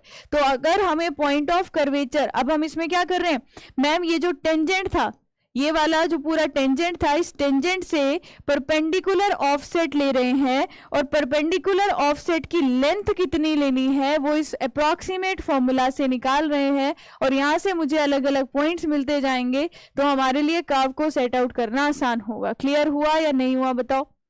तो आपको पेपर के लिए क्या याद रखना है, पहली बात perpendicular offset from tangent method जो है ये हमारा लीनियर मेथड है। दूसरी चीज याद रखनी है कि ये अप्रॉक्सीमेट फॉर्मूला है जिससे हम लोग ऑफसेट की लेंथ निकालते हैं। तीसरा नाम देखना, नाम देख के ही मेथड समझ लोगे अगर नाम को अच्छे से पढ़ रहे हो। रेडियल ऑफसेट फ्रॉम टेंजेंट, ये इस मेथड से एक चीज पूछी जाती है, रेडियल ऑफसेट फ्रॉम टेंजेंट से एक चीज पूछी जाती है। वो क्या चीज पूछी जाती है कि आप इस मेथड को तब यूज करोगे अगर आपको ये पता है कि हमारे कर्व का सेंटर कहाँ है। आप इस मेथड को on we will use this method, we will लिख लेंगे, we can use this method only if we know the centre of curve. अब आप समझे नहीं होंगे इस बात को, मैं समझाती हूँ। सेंटर ऑफ कर्व, तो ये बात का ध्यान रखना, इस केस में आपको कर्व का सेंटर पता होना चाहिए कहां पर होगा, तभी आप इस मेथड को यूज कर पाओगे। क्यों अब सुनना, radial offset from the tangent, offset मतलब मैम वही लेटरल डिस्टेंस हमें मेजर करना है। अभी पीछे वाले मेथड का नाम था परपेंडिकुलर ऑफसेट, तो हमने 90 डिग्री पे ऑफसेट लिए, कितनी लेंथ होगी वो निकालनी है, तो वो x²/2r से निकाल ली। x क्या बता रहा था, पॉइंट ऑफ कर्वेचर से अगर 2 मीटर के डिस्टेंस पे है तो 2² / 2 × r कर दिया। अब ma'am radial offset from tangent का मतलब क्या है, सुनना, मैंने क्या बोला, इसके लिए मुझे कर्व का सेंटर पता होना चाहिए। तो मैम मान लीजिए ये कर्व का सेंटर है जो मुझे पहले से पता है, ये T1 जो पॉइंट है ये हमारा पॉइंट ऑफ कर्वेचर है। अब मैंने क्या किया, पॉइंट ऑफ कर्वेचर से x डिस्टेंस दूर एक पॉइंट सेलेक्ट किया। ये x कितना डिस्टेंस होगा ये मेरे अपने पे डिपेंड करेगा जब मैं साइट पर कर्व को सेट करूंगी। तो पॉइंट ऑफ कर्वेचर से x डिस्टेंस दूर मुझे एक P' पॉइंट मिला। अब मुझे परपेंडिकुलर ऑफसेट नहीं लेना है, रेडियल ऑफसेट का मतलब है कि मैम जो आप ऑफसेट ड्रॉ करोगे उसकी डायरेक्शन क्या होनी चाहिए, जिस डायरेक्शन में आपका कर्व का सेंटर है। तो देख रहे हो कि इमेजिनरी लाइन बनाई, तो मैम यहाँ जो आपने यहाँ से यहाँ तक का जो ऑफसेट ड्रॉ किया है इसकी डायरेक्शन क्या होनी चाहिए, along the centre of curve. Clear हुआ। अगर सेंटर ऑफ कर्व नहीं पता तो आप ये नहीं बना सकते, तो along centre of curve, curve के सेंटर की तरफ डायरेक्शन होनी चाहिए मैम। अच्छा, इसमें अगर मैं यहाँ पर P' पे पॉइंट ऑफ कर्वेचर से P' मेरा x डिस्टेंस पर था, तो P से मैंने कितना लेंथ का ऑफसेट लूं, तो OX कहां से निकाला, तो उसके लिए भी मेरे पास क्या है, ये एक अप्रॉक्सीमेट फॉर्मूला है जिससे मैं क्या निकाल लेती हूं, जिससे मैं ये अपना ऑफसेट की लेंथ निकाल लेती हूँ। तो x²/2r, तो x क्या था, जितना डिस्टेंस दूर है, और r क्या था, रेडियस ऑफ कर्व। समझ में आ रहा है क्या कर रहे हैं। 3 मेथड्स अभी तक पढ़ लिए, एक तो लॉन्ग कोड से ऑफसेट लिए, उसके बाद टेंजेंट से परपेंडिकुलर ऑफसेट लिया, फिर टेंजेंट से रेडियल ऑफसेट लिया। जब रेडियल ऑफसेट लेंगे तो उस केस में हमें कर्व का सेंटर पता होना चाहिए, नहीं तो हमें डिफरेंट पॉइंट्स कर्व के ऊपर नहीं मिलेंगे। किसी को कोई डाउट यहाँ तक, तो आपको क्या याद रखना है, अभी साइट का अगर इमेजिन नहीं भी कर पा रहे हो कोई प्रॉब्लम नहीं है, पेपर में याद रखना लीनियर मेथड कौन से होते हैं, और अप्रॉक्सीमेट फॉर्मूला जिससे आप लेंथ ऑफ ऑफसेट निकालोगे वो अप्रॉक्सीमेट फॉर्मूला क्या है। ठीक है, इसके आगे चलते हैं, इसके आगे चलते हैं। ये भी हमारा लीनियर मेथड है जिससे हम सक्सेसिव बाइसेक्शन ऑफ कोड करेंगे। तो बाइसेक्शन का मतलब होता है दो इक्वल पार्ट्स में डिवाइड करना। बाइसेक्शन का मतलब है दो इक्वल पार्ट्स में डिवाइड करना। किसको डिवाइड कर रहे हैं? कॉर्ड को डिवाइड कर रहे हैं। तो मैम यहां पर कर्व को कैसे सेट आउट करेंगे? ध्यान से देखना। इनिशियली इस फिगर में मैम पॉइंट ऑफ कर्वेचर की पोजीशन मुझे पता है और पॉइंट ऑफ टेंजेंसी की पोजीशन मुझे पता है, और मुझे ये भी पता है कि हमारा जो लेंथ ऑफ लॉन्ग कोड है वो T1 से T2 के बीच एक सीधी लाइन जा रही होगी कि नहीं? बोलिए।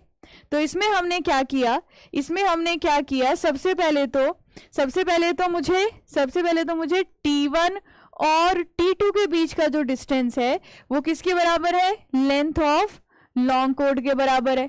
फिर मैंने लॉन्ग कोड का सेंटर लिया और वहां से मिड ऑर्डिनेट ले लिया, क्योंकि मुझे क्या करना है? बाइसेक्शन ऑफ कोड को बाइसेक्ट करना है। बाइसेक्ट मतलब एक ऐसा पॉइंट ढूंढना है जो उसको दो इक्वल पार्ट्स में डिवाइड करे। तो इसके बाद मैंने क्या किया? जो सेंटर पॉइंट होगा, सेंटर ऑफ लॉन्ग कोड, जो लॉन्ग कोड का सेंटर होगा, वहां से मैंने मिड ऑर्डिनेट जितना जो डिस्टेंस था उसका 90 डिग्री का ऑफसेट ले लिया। मिड ऑर्डिनेट जितना था उससे 90 डिग्री का ऑफसेट यहां से मेजर कर लिया। तो मैम इसका मतलब आपको अब क्या मिल जाएगा? इसका मतलब इस सेम डायग्राम में अब आपको बी पॉइंट मिल जाएगा, क्योंकि आपने यहां से यहां तक का वैल्यू m निकाल ली है। ये सारा काम कैसे हो रहा है? चेन और टेप की हेल्प से। चेन और टेप से आप डिस्टेंस मेजर कर रहे हो, उससे आपको सेंटर पॉइंट मिल रहा है। जब आप ऑफसेट लोगे तो भी आप चेन और टेप की हेल्प ले रहे हो, और ऑफसेट मेजर करने के लिए बाकी इंस्ट्रूमेंट यूज कर रहे हो। अब मैंने क्या किया? अब मैम T1 पॉइंट मुझे पता है, B पॉइंट मुझे पता है, मैंने इन दोनों पॉइंट से ज्वाइन करती हुई एक सीधी लाइन बनाई। सिमिलरली T2 पॉइंट पता है, B पॉइंट पता है, इन दोनों को ज्वाइन करती हुई एक सीधी लाइन बनाई। अगर मैं बोलूं इनका सेंटर निकालना है तो इनका सेंटर भी निकाल सकते हैं, क्योंकि चेन और टेप से आपने ये D1 डिस्टेंस मेजर कर लिया है। तो आपने इसका सेंटर निकाला, आपने इसका सेंटर निकाला। अच्छा मैम, जब आप मिड ऑर्डिनेट लिख रहे थे, ये जो m की वैल्यू थी वो कितनी होती है? R1 minus cos delta by 2 ये होती है। तो इसका मतलब आपने जो पहला बाइसेक्ट करके ऑफसेट लिया था वो मिड ऑर्डिनेट के बराबर लिया था। उसके बाद आप दूसरी वाली कॉर्ड को फिर से बाइसेक्ट कर रहे हो, तो दूसरा ऑफसेट यहाँ पर मान लो O2 आ रहा है, और इस वाली कॉर्ड को बाइसेक्ट कर रहे हो, तो ये O2 की वैल्यू कितनी होनी चाहिए? तो O2 इसको मैं O1 भी बोल सकती हूँ, क्योंकि ये भी ऑफसेट है। ये किसके बराबर होना चाहिए? R1 minus cos delta by 4। जो एंगल है आपका, इसको आप डिवाइड बाय 2 से क्या करते रहेंगे? और छोटा करते रहेंगे। फिर मैंने क्या किया? ठीक है मैम, यहां से मुझे C1 पॉइंट मिल गया और यहां से मुझे C2 पॉइंट मिल गया। अब आप क्या करो? T1 और C पॉइंट को जोड़ो, C1 और B को जोड़ो, B और C2 को जोड़ो, और C2 और T2 को जोड़ो। फिर मैम इनका सेंटर मिला तो मैंने E1 F1 ऑफसेट लिया, तो ये हमारा O3 ऑफसेट है। O3 ऑफसेट के लिए क्या कर लेंगे मैम? आप डेल्टा की वैल्यू और छोटी कर लो, 1 माइनस कॉस डेल्टा बाय 6। तो यहां से आप ऑफसेट निकालते जाएंगे और ऑफसेट की लेंथ आपको मिलती जाएगी। तो हमने क्या किया? Successive bisection. सक्सेसिव मतलब जब एक डायरेक्शन में चल रहे हो। तो पहले देखो क्या किया आपने लव कुमार? आपने पहले एक वाली जो कोड थी इसको दो पार्ट में डिवाइड किया, दो पार्ट्स में डिवाइड किया पहली कोड को। जब मैम पहली कोड को दो पार्ट्स में बांटा तो ये वाली कोड और ये वाली कोड मुझे मिली, है ना? पहली आपके पास कौन सी थी? T1 और T2 थी। फिर जैसे ही आपने इसको बाइसेक्ट करवाया, आपको कौन सी कोड मिली मैम? T1B और D2B, T1B और T2B। तो जैसे जैसे सक्सेसिव मतलब आप आगे बढ़ते जा रहे हो, जैसे जैसे आप सक्सेसिव आगे बढ़ते जा रहे हो, हाँ सॉरी, डिवाइड बाय 8 हो जाएगा, कॉस डेल बाय 8 हो जाएगा। जैसे जैसे आप आगे बढ़ते जा रहे हो वैसे वैसे क्या हो रहा है? T1B T2B आपकी कॉर्ड बढ़ती जा रही है। मैम फिर आपने इस वाली कॉर्ड से इसको सेंटर किया, तो इसके बाद आपको कॉर्ड कौन सी मिली? T1C1, T1C1, फिर मिली आपको मैम C1B, फिर आपको मिली C1B, फिर आपको मिली B से लेकर C2 के लिए, फिर आपको मिली C2 से T2। समझ रहे हो? सक्सेसिव मतलब एक को बांटा तो दो कॉर्ड मिली, दो को बांटा तो 4 मिली, फिर 4 को बाइसेक्ट करोगे तो 6 मिलेगी। ठीक है, 4 को बाइसेक्ट करोगे तो 6 मिलेगी। तो सक्सेसिव मतलब एक के बाद दूसरी, बाइसेक्शन मतलब हम उसको 2 इक्वल पार्ट में बांट रहे हैं। तो ऐसे करते करते मुझे नए नए पॉइंट्स मिलते जाएंगे और मैं उन पॉइंट्स को क्या करती जाऊंगी, मार्क करती जाऊंगी। तो आपको पेपर में ज्यादातर ये कुछ भी नहीं पूछते हैं, आपको इसका नाम याद रखना है कि सक्सेसिव बाइसेक्शन ऑफ कॉर्ड जो होता है वो हमारा लीनियर मेथड है हमारा कर्व को सेट आउट करने के लिए साइट पर। समझ गए? बोलो समझ गए या नहीं? सक्सेसिव बाइसेक्शन ऑफ, इसको करेक्ट कर लीजिए, सक्सेसिव बाइसेक्शन ऑफ कॉर्ड हो जाएगा, है ना। इसको बस ऊपर ऊपर से मैं आपको प्रोसीजर इसलिए समझा रही हूं ताकि आपको ऐसा ना लगे डायग्राम है क्या, इसलिए समझा रही हूं। पेपर में सिर्फ नाम पूछा जाता है, अप्रोक्सीमेट फॉर्मूला पूछा जाता है कैलकुलेट करने का और कुछ नहीं। ये भी नहीं आता है, ये बस आपकी नॉलेज है कि ये मेथड में जनरली मुझे पता हो कि क्या हो रहा है, बस उतनी सी कहानी मुझे बताओ, ठीक है। अगला जो मेथड है that is offset from code produce. तो पहली बात तो ऑफसेट लेना है तो मैम 90 डिग्री पर लेना पड़ेगा। दूसरी बात कोड प्रोड्यूस, कोड को कुछ प्रोड्यूस किया गया होगा तब जाकर ऑफसेट लेंगे। तो इस वाले मेथड को देखना, बस आप अभी एंगल नहीं मेजर कर पा रहे तो आप एंगल सिर्फ इस डायग्राम में देख रहे हो, साइड पर नहीं मेजर कर पा रहे हो। अब सुनना हुआ क्या, मैम यहाँ कर्व का सेंटर था, ये कर्व का सेंटर था, T1 था पॉइंट ऑफ कर्वेचर, और ये वाली जो सीधी लाइन जा रही है ये हमारी कौन सी लाइन है, जो हमारा टेंजेंट जा रहा था, जिसको हम टेंजेंट लेंथ बोल रहे थे। इससे पहले जो लेंथ है वो क्या है हमारी, इससे पहले जो लेंथ आ रही है वो मैम हमारी बैक टेंजेंट है। तो इसमें हमने क्या किया, सबसे पहले पॉइंट ऑफ कर्वेचर देखा। अब आप एंगल भूल जाइए क्योंकि हम एंगल यहाँ पर सॉल्व करने के लिए लेते हैं, पर अभी मैं लीनियर मेथड में एंगल को निकाल ही नहीं पाऊंगी, है ना।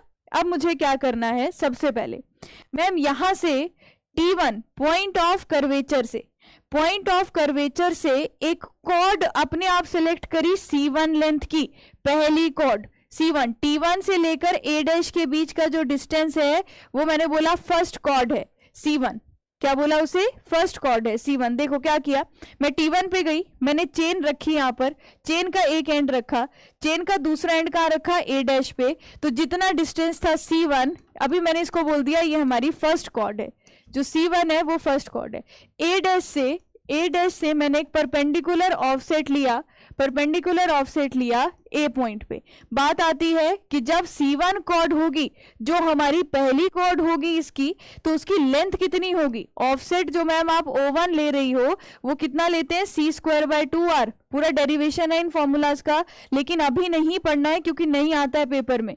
तो O1 जो मैंने लिया यहां से यहां तक वो C1²/2R लिया। तो मैम पेपर अभी आप जब फील्ड में होंगे, जब आपने T1 पे चेन का एक एंड रखा होगा और C1 पहली कॉर्ड आपने ली होगी, कॉर्ड को लेने के लिए भी फॉर्मूला है, तो मैम जब वो लिया होगा आप यहां से एक ऑफसेट ले लीजिए, और ये जो ऑफसेट है इसकी लेंथ कितनी है, C²/2R। तो आपको पहला पॉइंट मिलेगा इस लेंथ पे, कितना, यहां पर मिलेगा। तो ये वाला पॉइंट मुझे कर्व पर पहला मिला, ये वाला पॉइंट कर्व पर मुझे पहला मिला। इसके बाद क्या किया मैम, जहां आपको कर्व पॉइंट मिला ना, आप एक काम करो, इससे अगर पॉइंट ऑफ कर्वेचर पे जाते हो तो ये कॉर्ड लेंथ ही बन जाती है। इसी को ना प्रोड्यूस कर दो, कॉर्ड प्रोड्यूस मतलब कॉर्ड को आगे खींच दो, प्रोड्यूस कर दिया है, बढ़ा दिया है।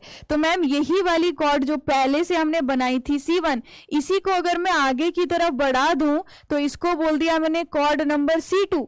तो मैम अगर C2 कॉर्ड, C2 हमारी सेकेंड कॉर्ड है, C2 हमारी यहां पर क्या है, सेकेंड कॉर्ड है इस केस में।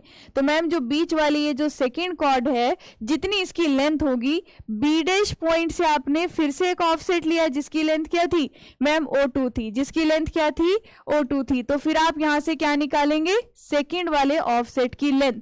तो आप क्या कर रहे हो, पिछली वाली कॉर्ड को आगे की तरफ प्रोड्यूस कर रहे हो, पिछली वाली कॉर्ड को आगे की तरफ प्रोड्यूस कर रहे हो, और आप ऑफसेट की लेंथ जो है उसको ड्रॉ करते जा रहे हो। तो C1 प्लस C2, ठीक है।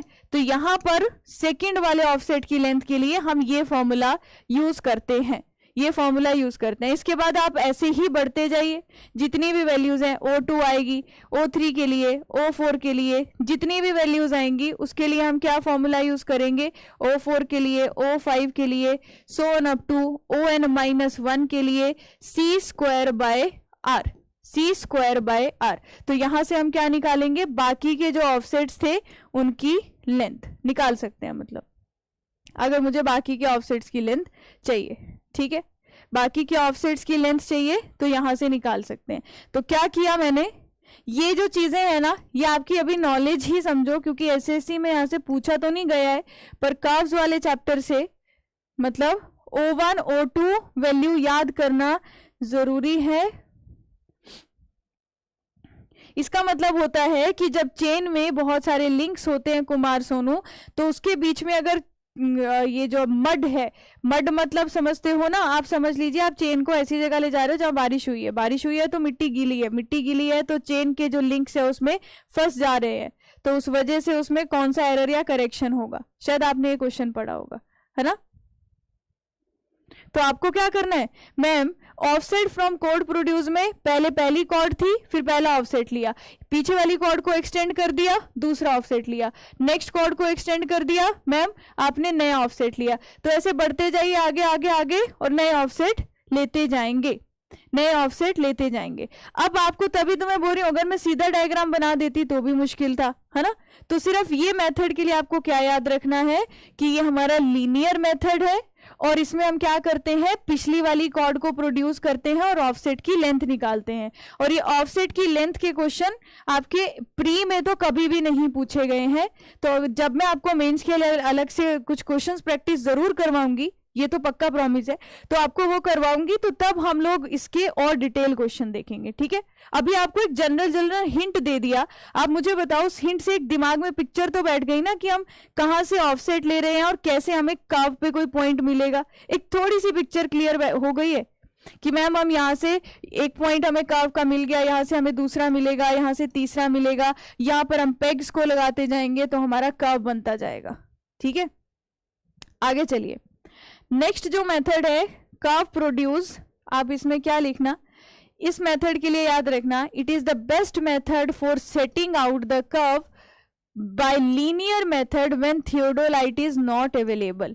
Offset from long chord method को आप तब यूज करोगे जब आपका थियोडोलाइट अवेलेबल नहीं है और कर्व की लेंथ जो है वो बहुत ज्यादा है। तो आप इसके बारे में एग्जाम के लिए ये वाला पॉइंट याद रखना, ठीक है। इसके अलावा और कौन सा लीनियर मेथड बचा, कोई बचा है इसके बाद लीनियर मेथड, नहीं सारे हो गए। तो लीनियर मेथड हमने सारे पढ़ लिए। अब दो मेथड बचते हैं जो है हमारे एंगुलर मेथड, दो मेथड बचते हैं एंगुलर मेथड। अब आप मुझे बताओ, क्या आपको ये तो याद हो जाएगा ना कि लीनियर मेथड कौन से थे और एंगुलर कौन से हैं। मैं बताती हूँ, अगर याद नहीं भी होता तो क्या करना है, एंगुलर सिर्फ दो हैं, आप इनको याद कर लो, या लीनियर जो मैंने अभी बताए वो 4-5 नाम दिमाग में रख लो कि मैम सब में ही तो ऑफसेट ले रहे थे। एंगुलर मेथड उससे थोड़े से अलग है। क्या पूछा जाता है, angular method are preferred over linear method because angle measure करेंगे और कर्व को सेट आउट करेंगे, ज्यादा एक्यूरेट होंगे, और पिछले में चेन को हर जगह ले जाना पड़ेगा और ऑफसेट लेना पड़ेगा और ऑफसेट की लेंथ मेजर करनी पड़ेगी, तो उसमें हमें टाइम ज्यादा लगेगा। एंगुलर मेथड में फटाफट एंगल मेजर करेंगे और डिस्टेंस को चेन से मेजर करेंगे, नए नए पॉइंट्स को लोकेट करते हुए जाएंगे। So in this method we use the theodolite with और विदाउट चेन। किसी किसी मेथड में थियोडोलाइट और चेन दोनों का यूज होगा, किसी किसी मेथड में थियोडोलाइट अकेले का ही यूज होगा, मतलब कि दो थियोडोलाइट भी हो सकते हैं या हो सकता है थियोडोलाइट और चेन चाहिए। अब बहुत ज्यादा इंपॉर्टेंट ये पूछा जाता है, आपने अगर किसी ने पहले क्वेश्चन किए हैं, ये रेनकाइन मेथड लीनियर मेथड है या एंगुलर मेथड है। कर्व को सेट आउट करने के लिए, कर्व को सेट आउट करने के लिए लीनियर मेथड है या एंगुलर। इसका नाम बहुत फेमस है, अब ध्यान रखना, रेनकाइन मेथड को वन थियोडोलाइट मेथड भी बोलते हैं और इसके साथ साथ इसको टेंजेंशियल एंगल मेथड भी बोलते हैं और इसी को ही डिफ्लेक्शन एंगल मेथड भी बोलते हैं। तो ये मैं इतना स्टार लगा रही हूं, it is very very important. ये चारों नाम एक ही मेथड के हैं, क्योंकि इसमें एक थियोडोलाइट यूज किया, रेनकाइन भी बोला क्योंकि रेनकाइन ने इस मेथड को बनाया था, टेंजेंशियल एंगल बोला क्योंकि इसमें हम जो एंगल मेजर करते हैं वो टेंजेंशियल एंगल होता है, और दूसरा डिफ्लेक्शन एंगल भी मेजर कर सकते हैं। नहीं एग्जैक्ट नहीं, पर दानिश आपसे पेपर में जब पूछा जाएगा तो वो एग्जैक्ट ही होगी। एक्यूरेट वैल्यू अंडर रूट निकाल के एक बड़ी सी इक्वेशन से आती है, पर वो नहीं पूछते हैं। आपसे पूछा जाएगा अगर पेपर में कि x डिस्टेंस दूर ऑफसेट की लेंथ कितनी होगी, तो दानिश आंसर कैसे करोगे, x²/2r करके। ठीक है, अगर पेपर में आएगा x²/2r आपके लिए करेक्ट है। अगर मैं बोलूं दूसरी क्वेश्चन से आप निकालोगे, इसके पास ही आंसर आएगा। तो हमारे ऑब्जेक्टिव के लिए यही जरूरी है। और दूसरा मेथड का नाम याद रखना, two theodolite method. Two theodolite method हमारा वो होता है जिसमें हम लोग 2 थियोडोलाइट का यूज करेंगे एंगल को मेजर करने के लिए। क्या ये दोनों मेथड जो हैं इनके नाम याद रह जाएंगे आपको? एंगुलर मेथड में 2 मेथड्स के नाम याद रह जाएंगे, बोलिए। तो इनके नाम याद रख लेना। मैं इनका कोई ज्यादा प्रोसीजर नहीं बता रही आपको, बस नाम ध्यान रख लेना, कौन सा हमारा एंगुलर मेथड है, कौन सा हमारा लीनियर मेथड है। इसमें एक चीज ध्यान रखते हैं, वो क्या है, देखिए जरा ma'am, deflection angle, tangential angle, one theodolite या रेनकाइन मेथड, इसमें क्या करते हैं? एक छोटी सी चीज आपको जो मैंने बतानी है। अब ये टेंजेंशियल और डिफ्लेक्शन एंगल में डिफरेंस, क्या आपको पता है कि डिफ्लेक्शन एंगल किस किस के बीच में बनता है? अगर मैं पूछूं डिफ्लेक्शन एंगल जो होता है वो किन 2 के बीच में बनेगा, तो क्योंकि आप इस मेथड का नाम पढ़ रहे हो तो आपको पता होना चाहिए डिफ्लेक्शन एंगल क्या है और टेंजेंशियल एंगल क्या है। डिफ्लेक्शन एंगल और टेंजेंशियल, डिफ्लेक्शन एंगल किन 2 के बीच में बनता है, बोलिए।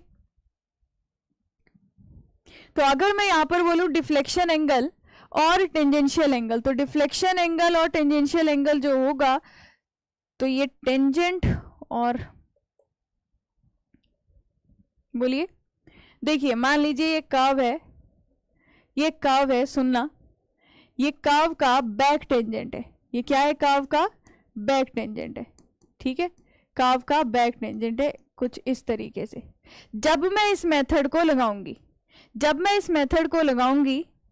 इस मेथड में जो मेरा डिफ्लेक्शन एंगल है वो क्या होगा, इस बैक टेंजेंट से, मान लो मैम ये पॉइंट ऑफ कर्वेचर था, आपने इस पॉइंट पे एक पेग लगाया था, ए पॉइंट पे, इस पॉइंट पे एक पेग लगाया था क्योंकि हमें कर्व पर एक पॉइंट मिल रहा था।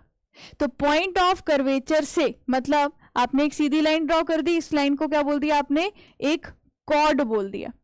तो बैक टेंजेंट से कॉर्ड तक का जो लेंथ होगा, बैक टेंजेंट से कॉर्ड तक का जो एंगल होगा, मान लो मैंने इसको बोल दिया del1। फिर क्या हुआ, फिर मैम मान लीजिए आपको दूसरा पॉइंट बी जो है कर्व पे यहां मिला, तो जब मैं पॉइंट ऑफ कर्वेचर से बी के लिए कॉर्ड बनाऊंगी तो आपको दूसरा बैक टेंजेंट से इन दोनों पॉइंट के बीच में क्या मिला मैम, एक और एंगल मिला। जो आप बैक टेंजेंट के साथ एंगल बनाते जा रहे हो, किसके मैम, ये जो कॉर्ड्स आपको अलग अलग पॉइंट पे मिल रही है, ध्यान से देखना मैम, ये बैक टेंजेंट है, ये पहली कॉर्ड, ये एक एंगल, ये दूसरी कॉर्ड, ये आपका दूसरा एंगल, और मैम ये तीसरी कॉर्ड, ये आपका तीसरा एंगल। तो हम यहाँ पर डिफ्लेक्शन एंगल जो मेजर कर रहे हैं वो किस किस के बीच में कर रहे हैं, पहला back tangent and respective chord, इन दोनों के बीच में जो एंगल होगा उसको हम क्या बोलेंगे, ये जो पूरा डेल एंगल बन रहा है, जैसे ये वाला एंगल और ये पूरा एंगल, इसको बोलते हैं हम डिफ्लेक्शन एंगल। ठीक है, अगर मैं बोलूं टेंजेंशियल एंगल क्या होता है, तो टेंजेंशियल एंगल में यहां पर ध्यान से देखना, टेंजेंशियल एंगल का मतलब है मैम, अगर आप कॉर्ड और टेंजेंट का एंगल देखो, अब आपको ये नहीं देखना है कि बैक टेंजेंट के बीच होना चाहिए। तो अगर मैं बोलूं tangential angle is the angle between chord and tangent, इसको कैसे समझाती हूं आपको, ध्यान से देखना। अब मैंने क्या किया मैम, आपने ये कर्व बनाया था, इसको आपने बैक टेंजेंट बोल दिया था, ये आपने कॉर्ड बनाई थी मैम ए से बी तक, ये आपने कॉर्ड बनाई थी ऐसे जा रही है मान लो ए से सी तक। अब सुनना मैंने क्या किया, ये क्या है, ए से सी तक जो जा रही है, ए से सी तक मैम एक कॉर्ड जा रही है, तो कॉर्ड ए सी, एंगल किसके बीच में, एंगल बिटवीन ए सी। और अगर मैं यहाँ एक टेंजेंट बना दूं, इस पॉइंट पे, सी पॉइंट पे एक टेंजेंट लाइन खींच दूं, तो इस कॉर्ड को एक्सटेंड कर दिया मैम आगे, तो इस कॉर्ड और इस टेंजेंट के बीच में जो डेल एंगल बनेगा, इस कॉर्ड और इस टेंजेंट के बीच में जो डेल एंगल बनेगा, उस डेल एंगल को क्या बोलते हैं, टेंजेंशियल एंगल बोलते हैं। ये सिर्फ आपकी नॉलेज के लिए क्या बताना है, कि मैम जब आप तीसरी कॉर्ड यहां बनाओगे तो ये कॉर्ड एक्सटेंड कर दो और यहाँ पे टेंजेंट आप ऐसे खींचोगे, तो इनके बीच वाला जो ये डेल बन रहा होगा इसको टेंजेंशियल बोलते हैं। तो इसका मतलब ध्यान से सुनिए, अगर हम एंगल बैक टेंजेंट से, अगर हम एंगल इस बैक टेंजेंट से मेजर कर रहे हैं तो वो कौन सा एंगल होगा? डिफ्लेक्शन एंगल होगा। अगर हम टेंजेंट उसी कॉर्ड और उसी जगह पे टेंजेंट ड्रॉ करके कर रहे हैं तो वो टेंजेंशियल एंगल होगा। समझ में आया? बोलो। तो ये प्रीवियस लाइन और नेक्स्ट लाइन का एंगल, तो मैम प्रीवियस लाइन सेम है, नेक्स्ट लाइन के बीच का एंगल, ये प्रीवियस लाइन और नेक्स्ट के बीच का एंगल टोटल डिफ्लेक्शन एंगल। ठीक है, तो ये हमारा एक मेथड है। और दूसरा मैंने आपको यहां पर बता दिया 2 थियोडोलाइट मेथड, जिसमें 2 थियोडोलाइट यूज होंगे और एंगल मेजर करके ही हम अलग अलग पॉइंट्स को लोकेट करते हैं। ठीक है,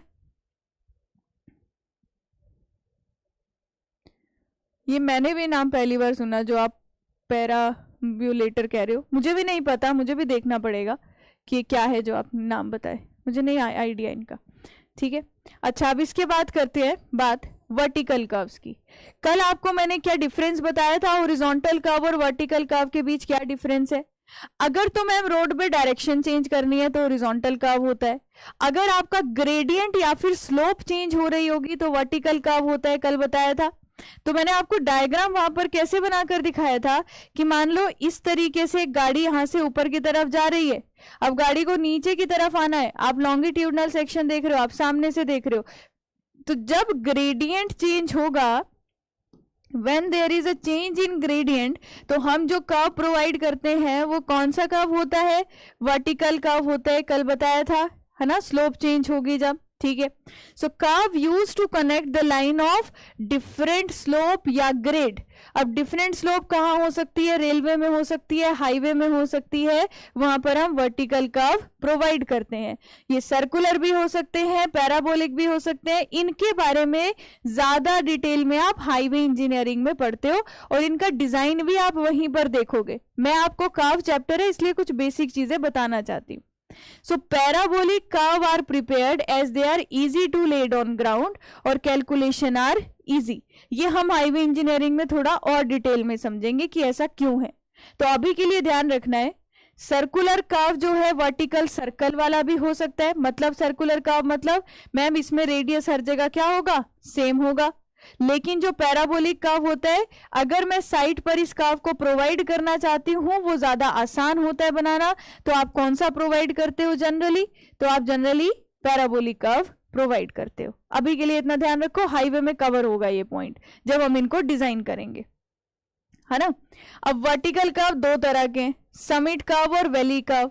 अब अगर एक इंक्रीजिंग ग्रेडियंट, जो कल बताया था इंक्रीजिंग ग्रेडियंट, अगर एक इंक्रीजिंग या आप बोल सकते हो असेंडिंग ग्रेडियंट, असेंडिंग मतलब देखो गाड़ी ऊपर की तरफ जा रही है ऐसे, असेंडिंग ग्रेडियंट किसी डिसेंडिंग ग्रेडियंट को मिलेगा, डिसेंडिंग ग्रेडियंट को मिलेगा, तो यहां पर जो कर्व बनेगा कुछ ऐसी शेप का बनेगा, ऐसी शेप का बनेगा।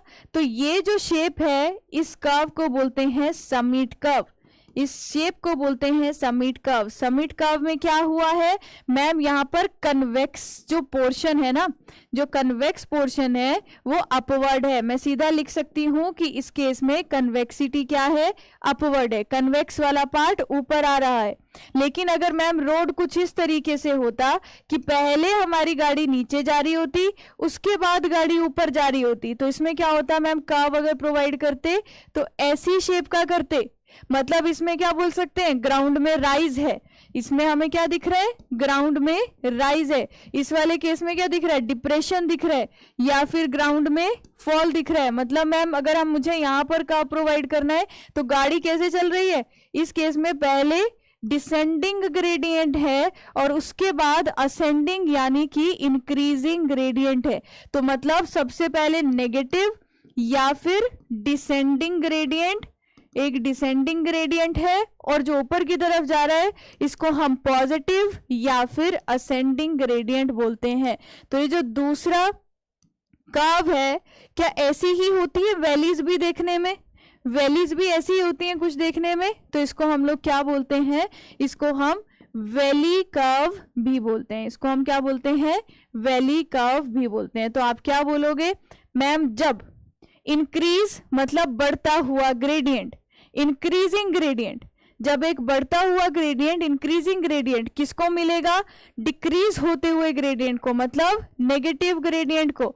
एक इंक्रीज होता हुआ ग्रेडियंट एक नेगेटिव ग्रेडियंट को मिलेगा, जो कर्व बनता है उसका नाम क्या होता है, समिट कर्व होता है। ठीक है, और अगर मैम एक डिक्रीजिंग ग्रेडियंट एक इंक्रीजिंग को मिलेगा तो वहां जो कर्व मिलेगा वो हमें वैली कर्व देखने को मिलता है। क्या वर्टिकल कर्व की ये दोनों चीजें पता है आपको, पता लग गई, बोलिए। रेनकाइन मेथड में कुछ नहीं है हरिओम, इसके अलावा सिर्फ प्रोसीजर ही है। रेनकाइन मेथड या वन थियोडोलाइट मेथड में हम क्या करते हैं, मैंने पॉइंट ऑफ कर्वेचर पे चेन रख दी और मैंने थियोडोलाइट को पॉइंट ऑफ कर्वेचर पे रखा। तो सबसे पहले मैंने फर्स्ट कॉर्ड लेंथ देखी, किससे, थियोडोलाइट से। फिर मैं पहला डिफ्लेक्शन एंगल मेजर करूंगी और वही डिफ्लेक्शन एंगल मेजर करूंगी और अपने थियोडोलाइट से वो डायरेक्शन चेंज कर लूंगी। डायरेक्शन चेंज कर ली तो एंगल मैंने थियोडोलाइट से मेजर किया और डिस्टेंस मैंने चेन और टेप से मेजर किया। फिर अगले एंगल को मैं थियोडोलाइट से देखूंगी, डिस्टेंस को चेन से मेजर करूंगी। तो डिस्टेंस चेन से और एंगल को थियोडोलाइट से मेजर करते करते जो ग्राउंड पर पॉइंट्स मिलते जाएंगे उनको मार्क करके वहां पर पेग्स को अरेंज करते हुए जाते हैं। ठीक है, तो समिट कर्व और वैली कर्व ये दो तरह के कर्व हैं जो आपको थोड़ा ध्यान रखना है। ये कब होगा, इस केस में मैम असेंडिंग पहले है, डिसेंडिंग बाद में। इसमें ना यहां से सवाल मैंने देखे हैं, ये सेम चीज हाईवे में भी आती है, पर मुझे लगता है कि मुझे यहां भी बता देनी चाहिए क्योंकि पेपर में मैंने इसके क्वेश्चंस देखे हैं, इसलिए मैं पर्सनली आपको ये चीज क्लियर करवाना चाहती हूँ। वो चीज क्या है, देखो अब आपका जैसा सिंपल हॉरिजॉन्टल कर्व था वैसा ही मान लीजिए ये सेम चीज मैंने क्या बनाई, वर्टिकल कर्व। मतलब मान लीजिए गाड़ी यहां से ऊपर जा रही है और यहां से गाड़ी जो है वो नीचे की डायरेक्शन में आ रही है। वहां पर क्या होता था, वहां पर मैम ये वाला पॉइंट, इसको क्या नाम देते थे बताओ, T1 पॉइंट को। वहां पर T1 पॉइंट को क्या बोलते थे, पॉइंट ऑफ कर्वेचर। जब ये वर्टिकल कर्व हो गया, अगर मैंने इसको नाम दे दिया वर्टिकल कर्व, तो ये T1 जो पॉइंट है इसको मैं क्या बोलूंगी, वर्टिकल पॉइंट ऑफ कर्वेचर। क्या बोलूंगी, वर्टिकल पॉइंट ऑफ कर्वेचर। ठीक है, तो सिर्फ पॉइंट ऑफ कर्वेचर के आगे क्या आ गया, वर्टिकल। सिमिलरली जहां पर एंड होता है इसे क्या बोलते हैं, पॉइंट ऑफ टेंजेंसी। तो इसको क्या बोलेंगे, वर्टिकल पॉइंट ऑफ टेंजेंसी। ठीक है, वर्टिकल एक शब्द आगे जुड़ जाएगा, बाकी सारी कहानी सेम है। वर्टिकल पॉइंट ऑफ टेंजेंसी, जहां दोनों इंटरसेक्ट कर रहे हैं इसको बोलते हैं VPI।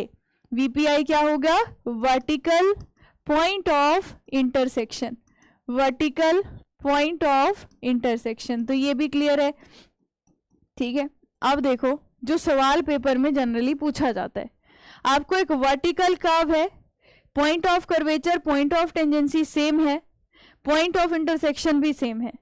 अब देखो मैंने क्या लिखा है, जब भी हम वर्टिकल कर्व का एनालिसिस करते हैं तो हमने कुछ एजम्पशंस यहां पर लेकर चलते हैं।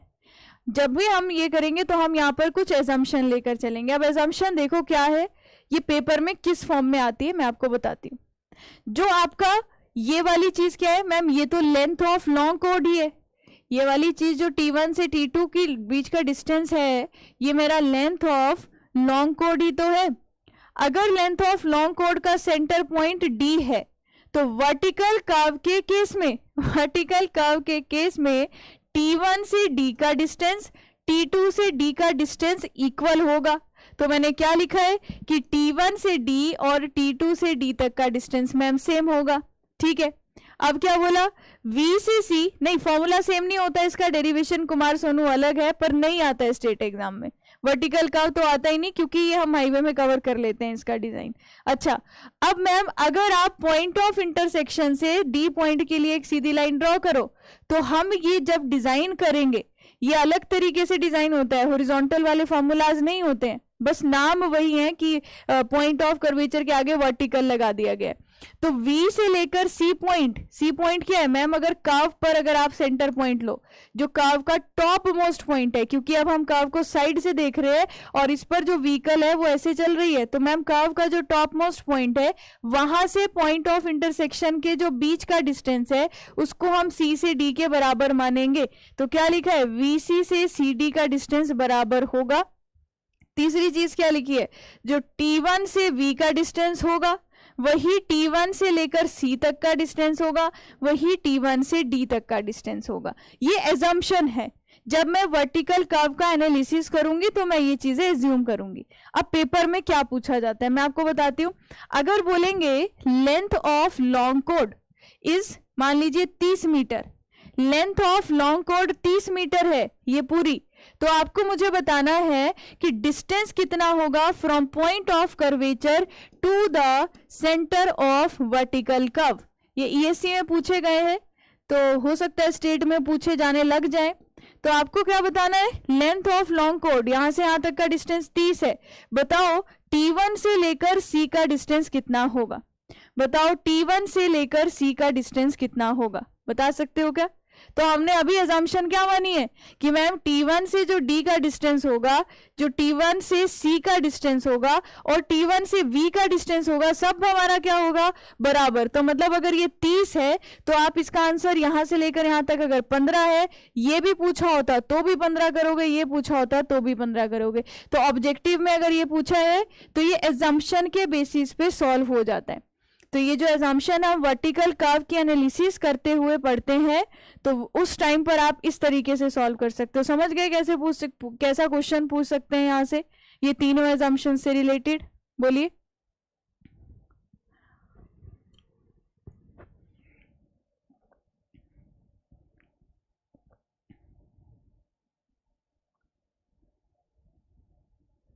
बोलिए, क्लियर हो गया?